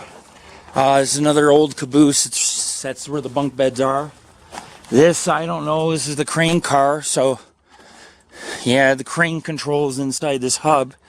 I'm guessing inside the room. No, this is not the crane. Well, this was attached to the crane. I don't know what this is. Another type of caboose was stored, like they could load it here, and I don't know. I'm not too familiar with every type of train car, but you know, you had the crane car. There's not many crane cars left in the country. Got the Pumpkin Express going on.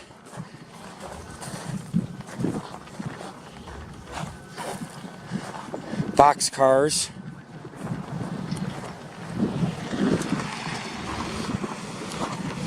Wasn't this the car I went in earlier? This is the haunted car, right? Hey. Yoo-hoo! Haunted train car. It's the haunted train car. Ooh!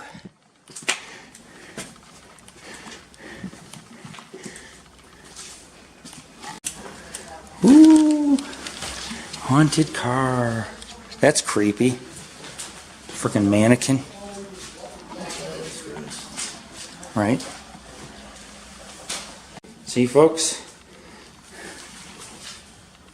Ooh, there's a head with the tongue sticking out. And then you got a mannequin in the corner.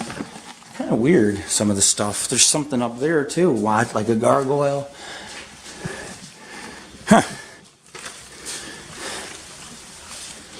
Ooh. The Pumpkin Express never disappoints.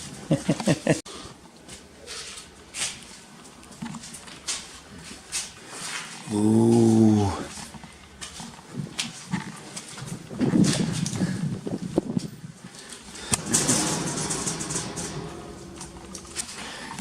Probably use the bathroom or something, or I'll go with you. Do you need water? You want some water?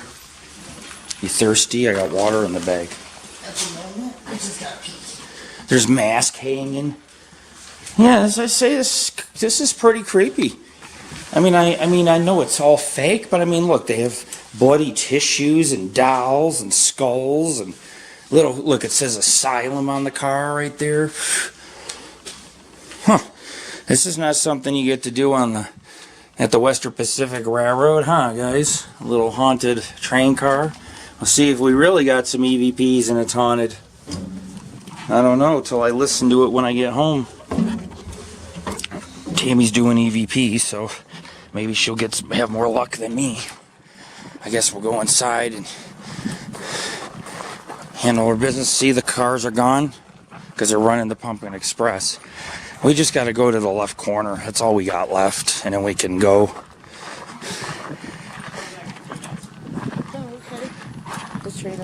Huh.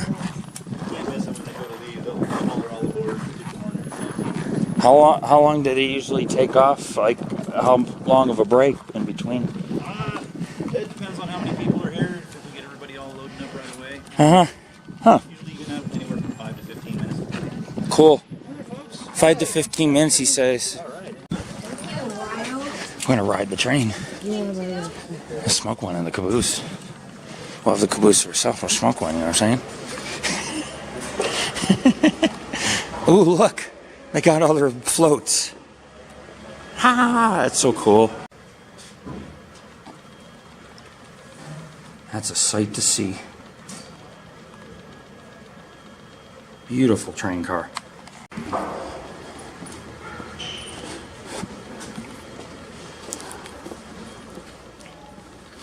Some of the bells and whistles, artifacts. This is a binnacle. This is the binnacle from the Western Pacific tugboat. I didn't know that they owned a tugboat. So a lot of what you guys see here, the plates at the Western Pacific used. This obviously was a desk probably for the CEO, or if you guys look too, this is the old original. This was the old original depot right here, the old train depot. If you guys look, this is what it looked like, and they tore it down. But this would be where the manager would work. There's a switchboard, control the switches, that kind of thing, dispatch maybe. Old lanterns and desk of typewriters. They had a tugboat, and this is their binnacle from the tugboat, the Western Pacific tugboat. Pretty cool, pretty cool. There's the tugboat. They have a model of it. How cool. So much history here, you know. Here's the old little HO scale trains they have. If you wanted to own a little HL scale train, you could have the Western Pacific. It's a collectible now because the line don't run anymore.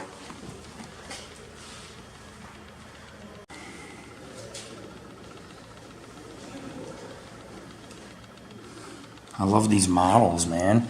They got a California Zephyr model. How cool is that? Here's some pictures, guys, of the Feather River route. Beautiful canyon. Follows the river, a lot of trestles. You can still see the trestles when you drive along the Feather River. You can still see the trestles, and where they hammered the golden spike, there's two trestles that cross one another. That's where they hammered the golden spike. And that's where there was a short line that went up into Northern California. So this line is really historic. It's one of the most well-renowned and known lines in the country, was. And when the Union Pacific took over, they still honor this railroad because they were always competing over the years. Oh, the train's here. We better get on. All aboard. Lord Rick Rowe, all aboard. I'm so excited. I'm going to ride a train. Everybody's running. Everybody wants to ride the train. Probably some people rode it 10 times, huh? There's the old Union Pacific car, which Tammy and I got on. Aren't you glad we did it earlier?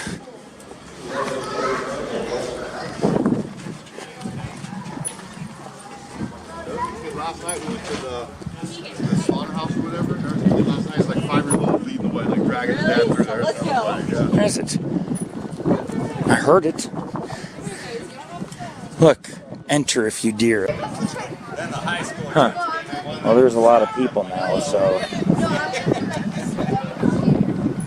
All aboard.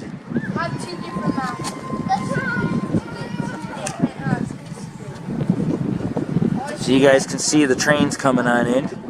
They take you out to the pumpkin patch, actually. Me and Tammy and I were going to ride it, but I'm thinking we'll probably not because there's a lot of people. And if I got to wait for 100 people to get a pumpkin, it'll be 3 hours before I get back.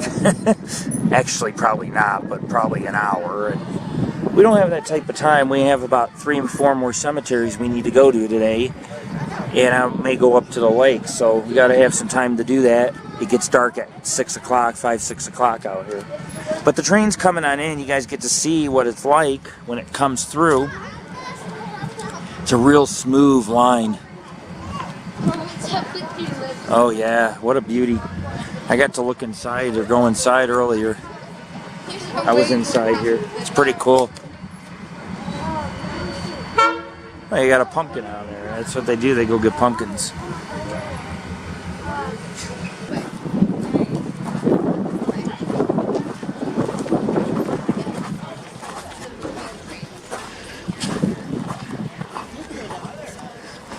This is new.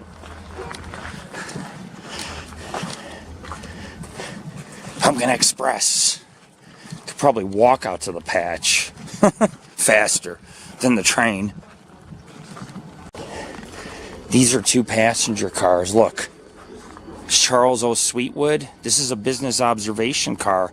And it is 81 feet, 200,000 pounds. Holy crap. Look at this. Charles Sweetwood, after getting married in 1950, returned to duty while serving in the Korean War and was killed in action, saving lives of wounded comrades. Charles was only 21. This car was involved.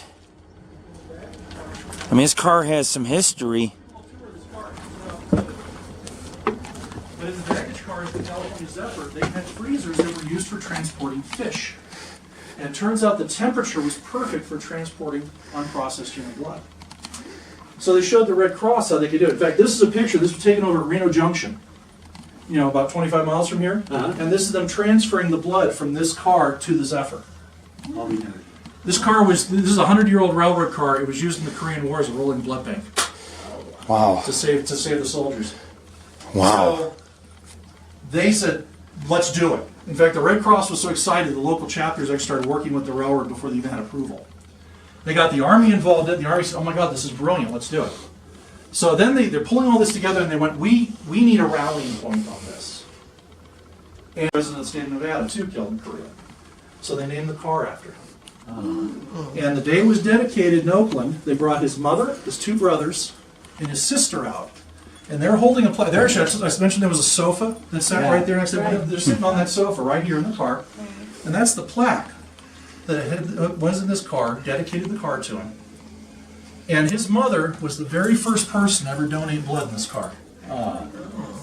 Wow. So what they did is they set the car, they had 4 Red Cross nurses on board, and they had a porter from the railroad. And there were 5 bedrooms. The first 4 bedrooms were used for getting the blood, as you can see in this poster right here. And they care for the soldiers with it. So this car eventually went as far east as Denver and Pueblo. It operated on 11 different railroads. Wow. The Western Pacific Railroad paid every expense except for the medical equipment. The Red Cross provided all that. So all the meals, all the care of the nurses on board, all the transportation costs, the president of the railroad said blank check. And by the time it was done, in November 1953, they collected almost 26,000 units of blood. And the Red Cross later calculated it saved somewhere upwards of 7,000 or more lives. They were typically the first one to donate blood. In other cases, like we've got a picture, the first time I went to Reno, Nevada, the governor of Nevada showed up. Really? This car was national news. There were articles in Saturday Evening Post, Look Magazine, Life. It was in newsreels. It was immensely famous. Charles Sweetwood's family has 3 binders this thick of news clippings that they've shared with us. And what was a real neat, last year we got a call from a woman. She says, I just learned you have this railroad car in your collection. Do you have this railroad car? I said, yes, we do. She goes, my mother was one of the original nurses on board. I said, oh my goodness. Do you have any information or story? She says, better, she's still alive. It's going to be her 96th birthday soon. We'd like to bring her up, if we can, we want the whole family to be here. I said, well, you know what, that's great, because Charles Sweetwood's nephew lives in the area. And he's been keeping in touch with us. Would you like to have him meet your mother? So all these minivans roll in one day, and this woman gets out in this walker. She's confused as heck. She has no idea why she's here. She recognizes the name Western Pacific, and she's like, yeah, I used to work for them. And then I introduce her to, this is Mr. William Sweetwood. Instantly she recognized the name. She's like, wait a minute, were you related to Charles? She said, it was my uncle. And then we get her in here, and she held forth for an hour and a half. She remembered names of people she took blood from. She remembered people they met, places they stopped. Wow. And one thing that was very neat is she kept talking about these breakfasts. The porter on board was a guy named Lewis Griffin. He says, Lewis was wonderful. He'd always make us these breakfasts. And as you'll see when we get into the dining room, we actually found a picture of them all sitting at breakfast. Other than the paint and the fact 2 bedrooms are missing, it's almost unmodified from 1917. So if you look at 100 years old. You see all these fixtures and fittings. It's huge. The Pullman Look Company how high put the into it, ceilings and this are. is all original from 1917. Wow. Yeah, I just love the little, these beautiful little wooden medicine cabinets. Oh my goodness. You look overhead in the baggage. This is your lab It's an old office. blood car, folks. He used to, they saved over thousands of soldiers. Nurses were on board, and they would go town to town getting blood. The Red Cross would get blood. This is cool. Wow. It's all original from 1917. I'm coming. Just looking and taking pics. It's pretty awesome. Some lights, but you can see some of the china cabinets are still in here. Yeah. Wow. And here's that picture I was talking about. This is actually Julia right here. Julia Pagan. That's the nurse I was talking about. Oh, jeez. And that's the porter, Lewis Griffin. We had one picture of her in this, but they never did it for very long. And the Red Cross, it was always with local groups. The Red Cross was the only time they ever did that. So he went and he explained the whole story of it to them, and they were like, "Okay, we got to go back dig in our records." So about 3 years later, we get a call, and unfortunately, he's ill at this point. They said we found the model, so I got to go out to Washington D.C. They had found it in the attic of their headquarters, just down the street from the White House, because they were in the process of turning the building into a museum. And it was really funny. Have you ever seen the end of Raiders of the Lost Ark, the movie where you got all those crates and everything? Yeah. They take me up to the attic. It's like that. It's totally dark. There's all these government crates. And I come around a corner. Here's this big crate and these lights on, and there's the model car in its glass case sitting on this crate with all these lights on it. And they cleaned it because all the interior is all decorated and everything. Yeah. There's little model people in it. And today that is sitting in the lobby of their main blood processing lab in Maryland. And they got so excited when they found this car still existed. They said, "Well, what are you guys planning to do?" We're working on some grants to try and get it going. The Red Cross has been giving us some endorsements and support. And if we can ever restore this car, the Sweetwood family is going to be involved. Julia Pagan's family wants to be involved. And this car will, if everything goes right, be out collecting blood again. Wow. So, yeah, a very unusual case of historic artifact going back to something it used to do. But I can see where that would be a great advantage for them in PR and recognition. Yeah. The blood cars coming into town. They stopped and they waited, and they got those. They let everybody who wanted to donate before they went on to the next town. Another little fun story I like. It went down the Nevada Northern Railroad to the Kennecott Copper Works in White Pine County, in Ely. And they were there for 4 days, and literally the mill would let everybody off. The mine and the mill would let everybody off an hour early so they could all go donate blood. And a blizzard pulled in Civil Air Board medals. Wow. There's a whole article I found in a newspaper about that. I just, one story after another. Oh yeah, this car has an amazing history. Like I said, we've had people go, "Why isn't this thing in the Smithsonian?" Let me turn on some lights back here. Dining room. This was the prep area of the kitchen, and there's a little room off to the side. That was the porter's bedroom. 2 porters Wow. lived in there. And it's not only their bedroom, it's their bathroom too. See if you can spot where the sink and the toilet are. 1917 coal-fired stove and oven. Oh my goodness. You can take a look in there.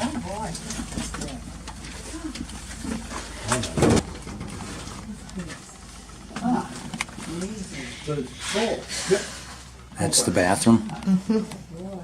Crazy. You'll see there's a wooden box with a bunch of little flags in it and a bell on top. That's an annunciator box. You'll see buttons throughout the car. You push the button and a little flag would pop up saying which section of the car got the button pushed, and the bell would ring, and that let the porter know who needed service. Oh, neat. So here, I'll just stand here. You can kind of do a little saw by so you folks can come in and take a look at this end. Yeah. We'll go in there and you guys can pass it. Here, I'll let you come in and take a look, and I'll head those folks off because we're dead-ended here, so I'll have to go back out the same way. Here, you can step in there. I'll go head those folks off. Wow. Is this the oven? Yep, that's the stove and oven. Consumers are trying to cook. Oh. Yeah, I'm ready to go. If we can sneak past everyone. Cool. This is an awesome car. I'll be done in a few minutes. But this was basically a timeshare business jet. This was used for executives. No worries. As long as he's okay. So, if your executive needs... Still cozy. It's a scenic ride, you know what I'm saying? It gets hot in here, but it is a scenic ride. I mean, it goes through the Feather River Canyon for miles. It's beautiful. I mean, it would have been a ride you and I would enjoy, it's for sure. If it was still operable, And this was the blood car, so this is old school. What is that? People waiting to donate blood. Wow, that's so cool. This is the blood car. Saved thousands of lives during the war. They needed blood for the soldiers.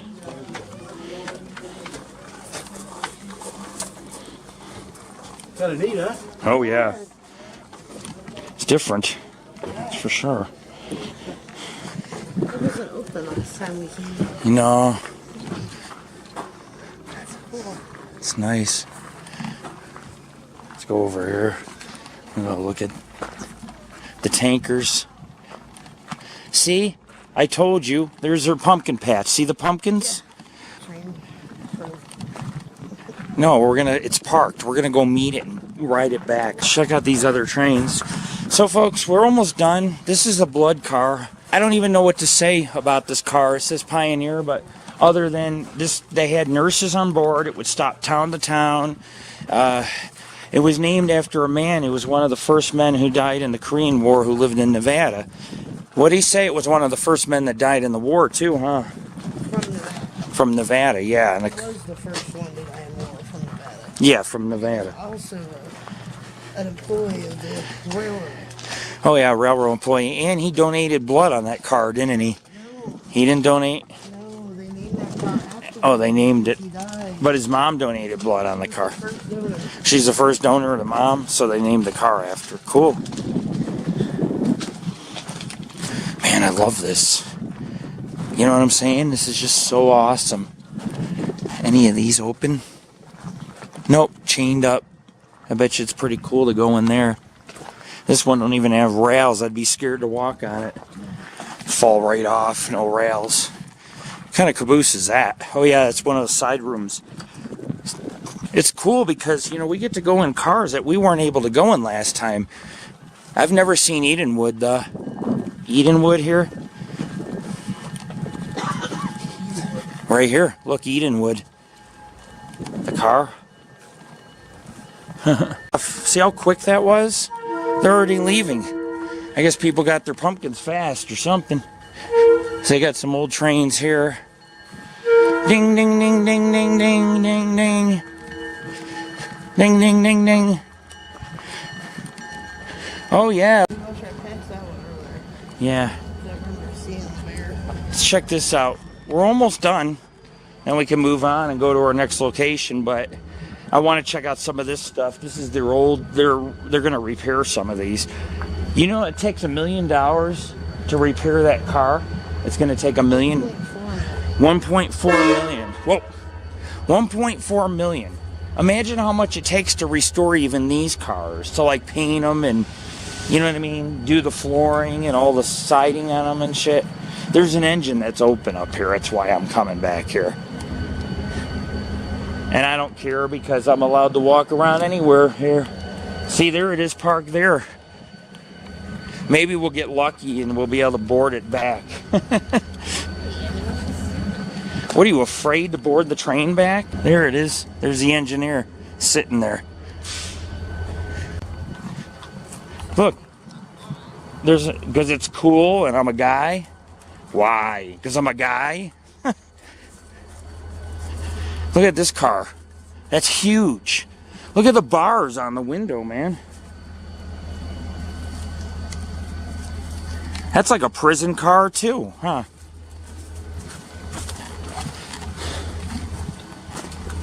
And here's another crane car. I didn't know they had a second crane car. I mean, I thought it's an industrial brown hoist. And a tanker. Yeah, folks, I haven't seen some of these. Wow.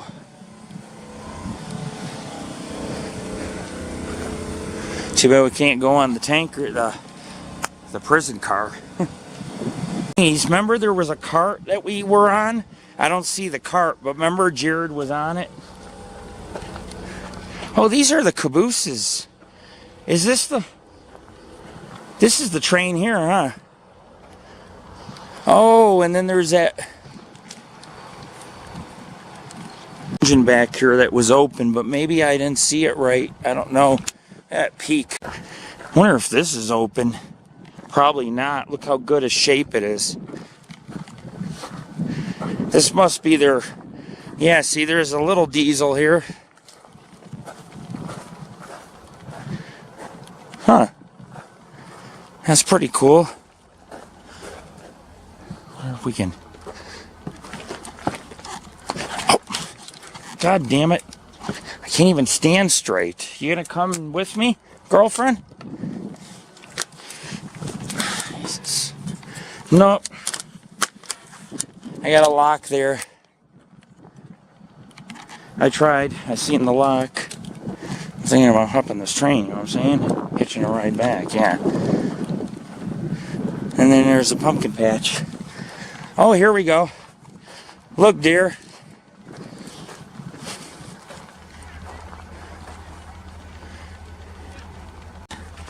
This is an electric one. Take a picture real quick. And so I was like, okay. You try. Ah, it's probably locked. I was looking at it. Yep, there's a lock on that end. The other end doesn't look. Feather River Rail Society. This is their diesel. They can operate this one. This one works. They moved They it. have several different diesel. Do they? Oh, then let me change my my notes, folks. Tammy said they have several. Well, no, there's diesel, but this is electric. Yeah, well, they had an electric one up by the Did way. they? Oh. It said it was the largest electric. You read it. Huh. It was inside. Oh. I got an idea. Right here? Anywhere's fine. I need a good window. Find me a good window to look out of. That's fine. Dreams do come true. Away we go.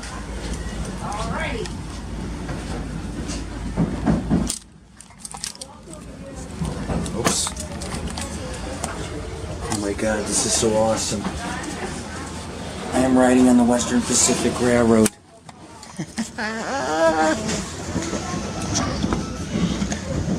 I was just climbing that engine. Danger 600 volts. I'm guessing so, man. Right? You know why they label all that shit, right? Because you don't have to touch nothing to get shocked. You just got to get close enough to it. Wow. 600 volts will arc quite a ways. Right. No way. Much like the guy that climbs up to the top of the power tower and then electrocutes himself peeing off the side. He didn't pee anywhere near them wires. Don't have to.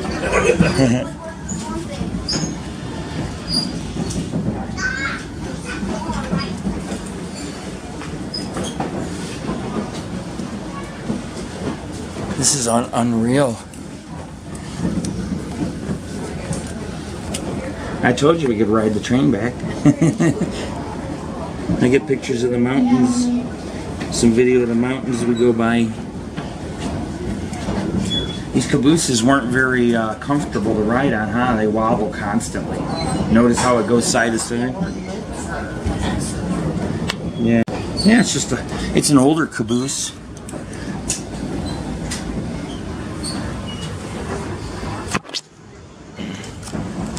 See, the window's open, then we're able to get air.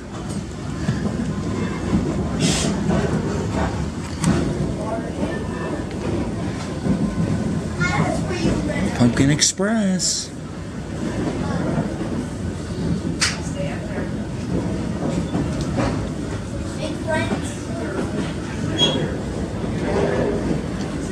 That's too cool.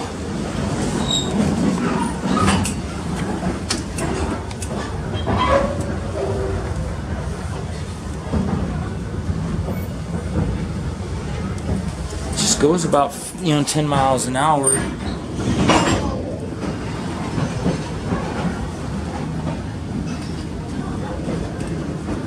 Safe railroad? Should I buckle up? You know what I mean? Dude, it braked, and I went like flying. I'm taking EVPs, enjoying the ride. You never know.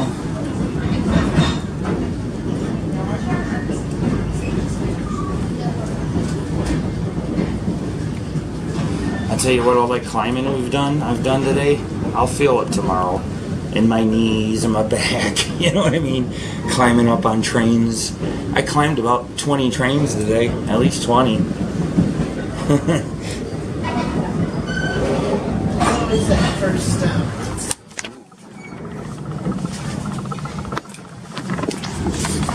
Right? Oh man, I found the hospital. The burnt buildings. No, that's a new house. One little side note too, we don't usually point this out to people. Up here on the left side as we come back in, there's a gate covering tracks that run out to the main line here. One of our guys ran in, there it is right there, it's all smashed up. Yeah. One of our guys ran into it, Charlie was driving it at the time. So we made the Charlie gate sign on that out there. That's Charlie.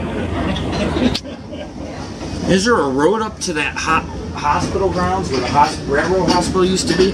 I think it used to be up on the hill on the other side of the parking lot over here. And there are trails that go up there, but I don't know that you can tell where the building used to be. Oh, wow. It's all pretty well demolished and gone. Matter of fact, we were up there, me and one of the ladies who works here, we were up there last weekend scouting and taking pictures, overhead pictures of the museum and everything. Couldn't really tell. Yeah, because they leveled it from what the website said. There is some debris up there, chunks of concrete, little this, little that, but it's all scattered.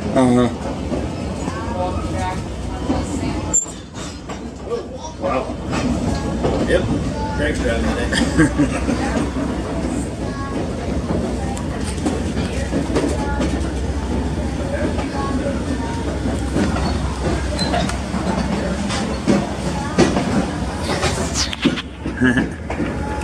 Here's the dome cars. The one was called the Silver, well, it's called the Silver Lady line, but they called one the Silver Lodge, Silver this, Silver that. They all had names, you know. All the cars had names. They're gonna probably restore those dome cars. Those are real nice. They're luxury cars, and you can sit up in the dome up there and stuff. It's real nice. But it's all busted up on top. Seats ripped out, metal everywhere, pieces of wood. I'm gonna need probably $1 million worth of work to get it looking like it was.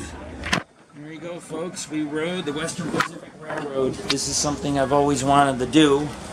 It's one of the finest railroads in the West Coast. It was back in its heyday. They had Gould multiple lines all throughout California that connected to this, all scenic routes. People would just take the train because it was just a scenic thing to do. Why take the automobile? Back then you get a train ticket and just go from Chicago to Oakland. It's a beautiful ride. Goes through the whole Sierras and stuff. It's awesome. Look at that. Shortcut back to the vehicle. There you have it, folks. Western Pacific Feather Route. And when you were in those dome cars, can you imagine going over those trestles, over the canyon, and looking down like 300 feet? That's how it was, man. It's a super scenic route, but scary too. All the trestles along the Feather Canyon, Feather River, just trestles everywhere. Big, big drops, 100-foot drops. You sit there and look straight down into the canyon.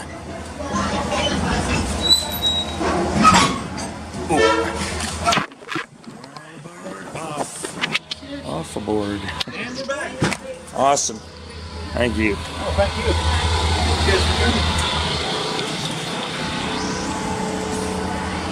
That was good. What caboose was this? No date on it? Huh? 25-283. CA5. That's a good caboose. That's a nice caboose. I mean, they used to have a wood stove to keep warm.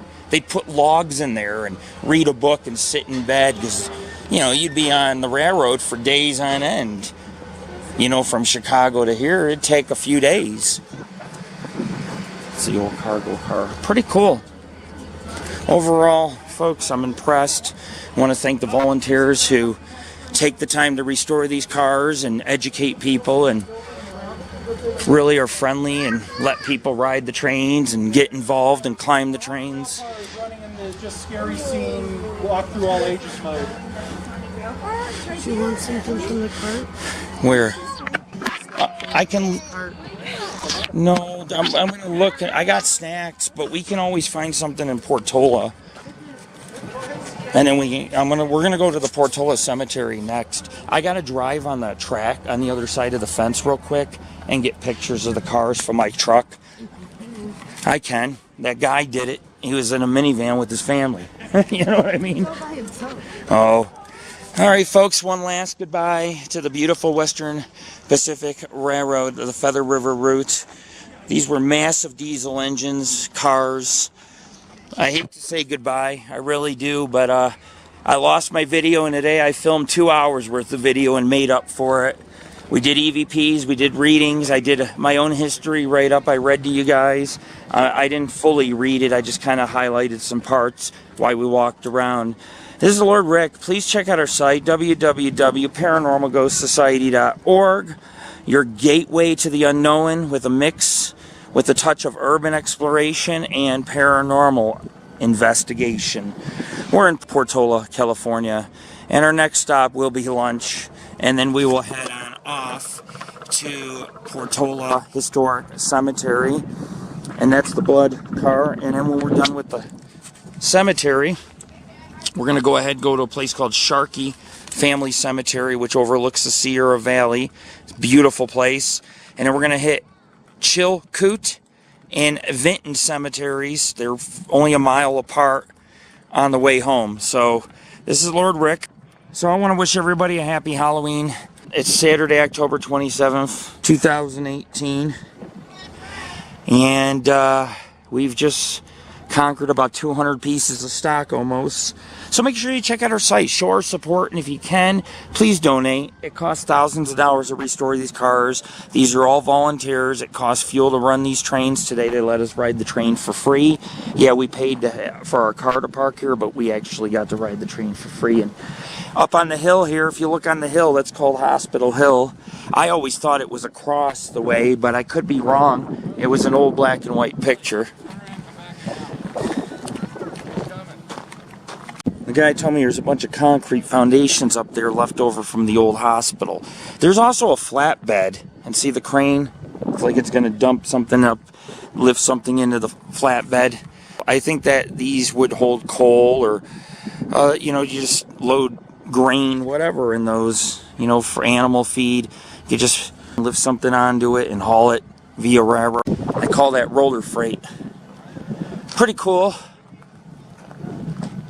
A lot of freight cars, a lot of passenger, also passenger cars. But this is Lord Rick, and supposedly, I'm not sure if it's this hill, but he says there's some trails that go up on one of these hills, and you can, they basically removed all the remnants of the hospital, but he said there's some pieces of concrete and debris if you really look around. But you can go up on the hill, which overlooks the entire train yard, and that's pretty cool too. But we're going to head to lunch, go to Portola Cemetery, Portola, Sharkey, Chilkoot, and Vinton cemeteries for the rest of the evening. And we did some really credible research at Beckworth Historic Cemetery, aka Whispering Pines, and we did a lot of nice historic research today. We talked to a lot of people who work here, did a lot of research, a lot of exploration, EVP readings.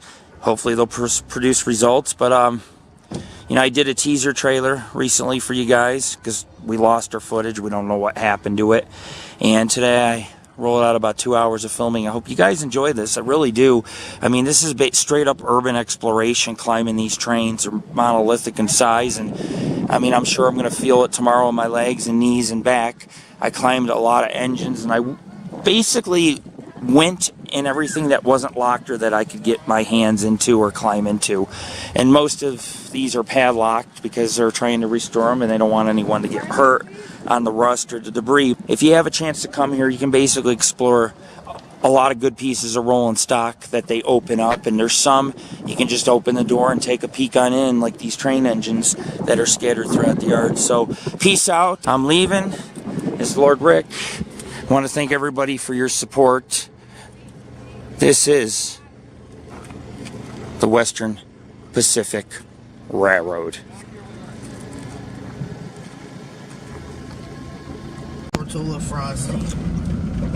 It's an awesome little place, man. I don't think I have any regrets coming here. You know what I'm saying? This place was well worth coming to. I want to see if I can go down that road up here, though. I want to see if I can get a hold of those fucking, see if I can get pictures of those trains that are up here parked. I mean, that guy went here, so fuck it. Is that it down here? Yeah. that's down here. These trains up here. Oh, look at that. Get a picture of the train coming in. Soda fountain stuff. See these? Totally Frosty's open till 7. Yeah, we were here, remember? I climbed that. And then there's the old, look at Locomotive Restaurant. that scares me. They serve cat. Jeez. Now I know why that sign is in the office that said, no dogs allowed past this point. Yeah, because of the cat, right? Whoa, look. There's a passenger, look. A passenger car. See it? That? Yeah, we walked right past it, dude. The fence is on the other side. Yeah, remember? Handbrake. But there's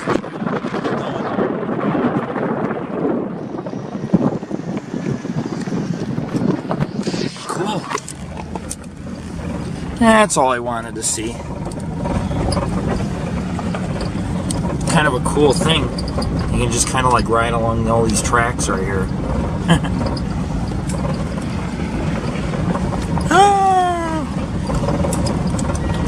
That guy's all looking. I was like, I remember that dude.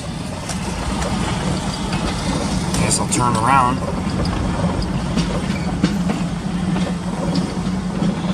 Yeah, so that's where we're gonna have to go. Where? I can go up and over and down. I don't know. Yeah. But it doesn't go into Portola, does it? Probably not.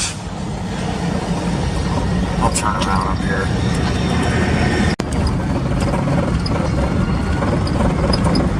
I can turn around here. It's all wide up here. It's kind of cool though, huh? It's like the back route of this railroad yard, like the backside that nobody gets to see. The hospital used to be, I think, up on these hills up here somewhere. He said there's just concrete blocks, so. Alright. No, just there's scattered debris.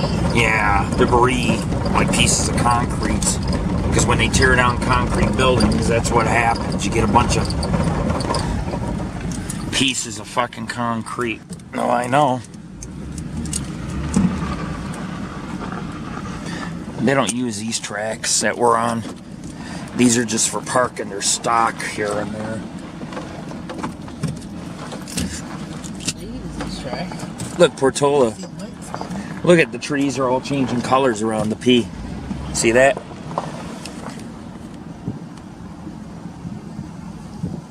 Colors of fall.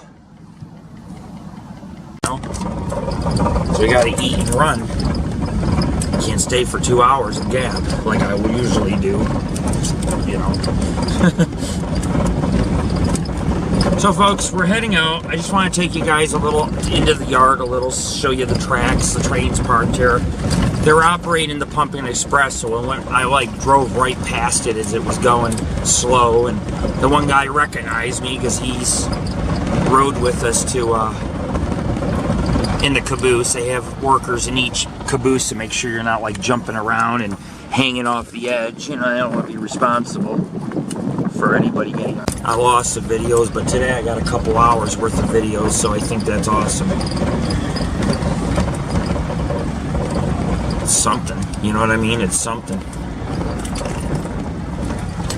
It's funny he crashed the fence, man. That's mangled. I bet you guys never knew that I could ride so close to train cars. It's kind of weird driving next to these big ass train cars. My truck's still small in comparison to them. I thought that was the hospital on that hill, but I'm thinking it's up on this hill to the right where the hospital was, right here, this hill. There was trees and woods around it, and I have an old picture on my site, and in the museum there's one that shows pictures of the hospital buildings, and they show it overlooking the train yard here. It's like right next to it. They were going to turn it into the museum instead of this. They were going to turn that into the museum until that idiot burned it down, you know. And then I say idiot because that's obviously you got to be an idiot to burn down a building You know, it's like nobody can enjoy it. I could have investigated it for ghost and shit. It was a hospital. And that's a cargo car. Alright folks, we're gonna go get ourselves some lunch real quick. We're gonna head off to Sharkey Cemetery. Well, we're gonna go to Portola Cemetery, we'll go to Sharkey Cemetery, and then hopefully we'll have time to do Chilcutt and Vinton cemeteries. Some of these cemeteries are real small. Portola has about 500 burials. So we gotta try to move along, take photos and video, move along and do these places. Sharkey Cemetery is scenic, in the middle of the woods on a dirt road. It's pretty spooky back there. And that'll probably be my best investigation today is Sharkey Cemetery, because it's so well concealed and hardly visited. Kind of creepy. So we're heading out. It's a beautiful time at the museum. I want to wish everybody well. Have a safe and happy Halloween. It's October 2018. This is Lord Rick. Peace out. Leaving the Western Pacific Railroad.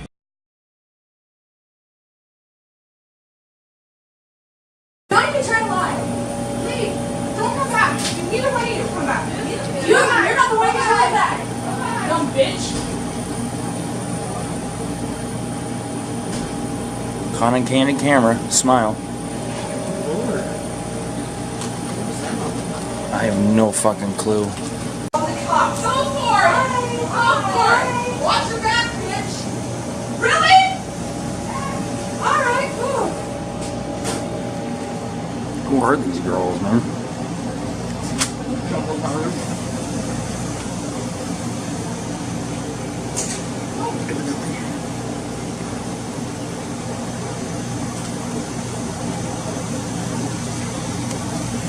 I already got some video. The Feather River. Heading to Shady Grove, Portola Cemetery, folks. But there's the Feather River. You guys get the idea. This town is built on the railroad and the Feather River. It's a cute little town, but we just witnessed a couple crazy inbreds starting fights downtown.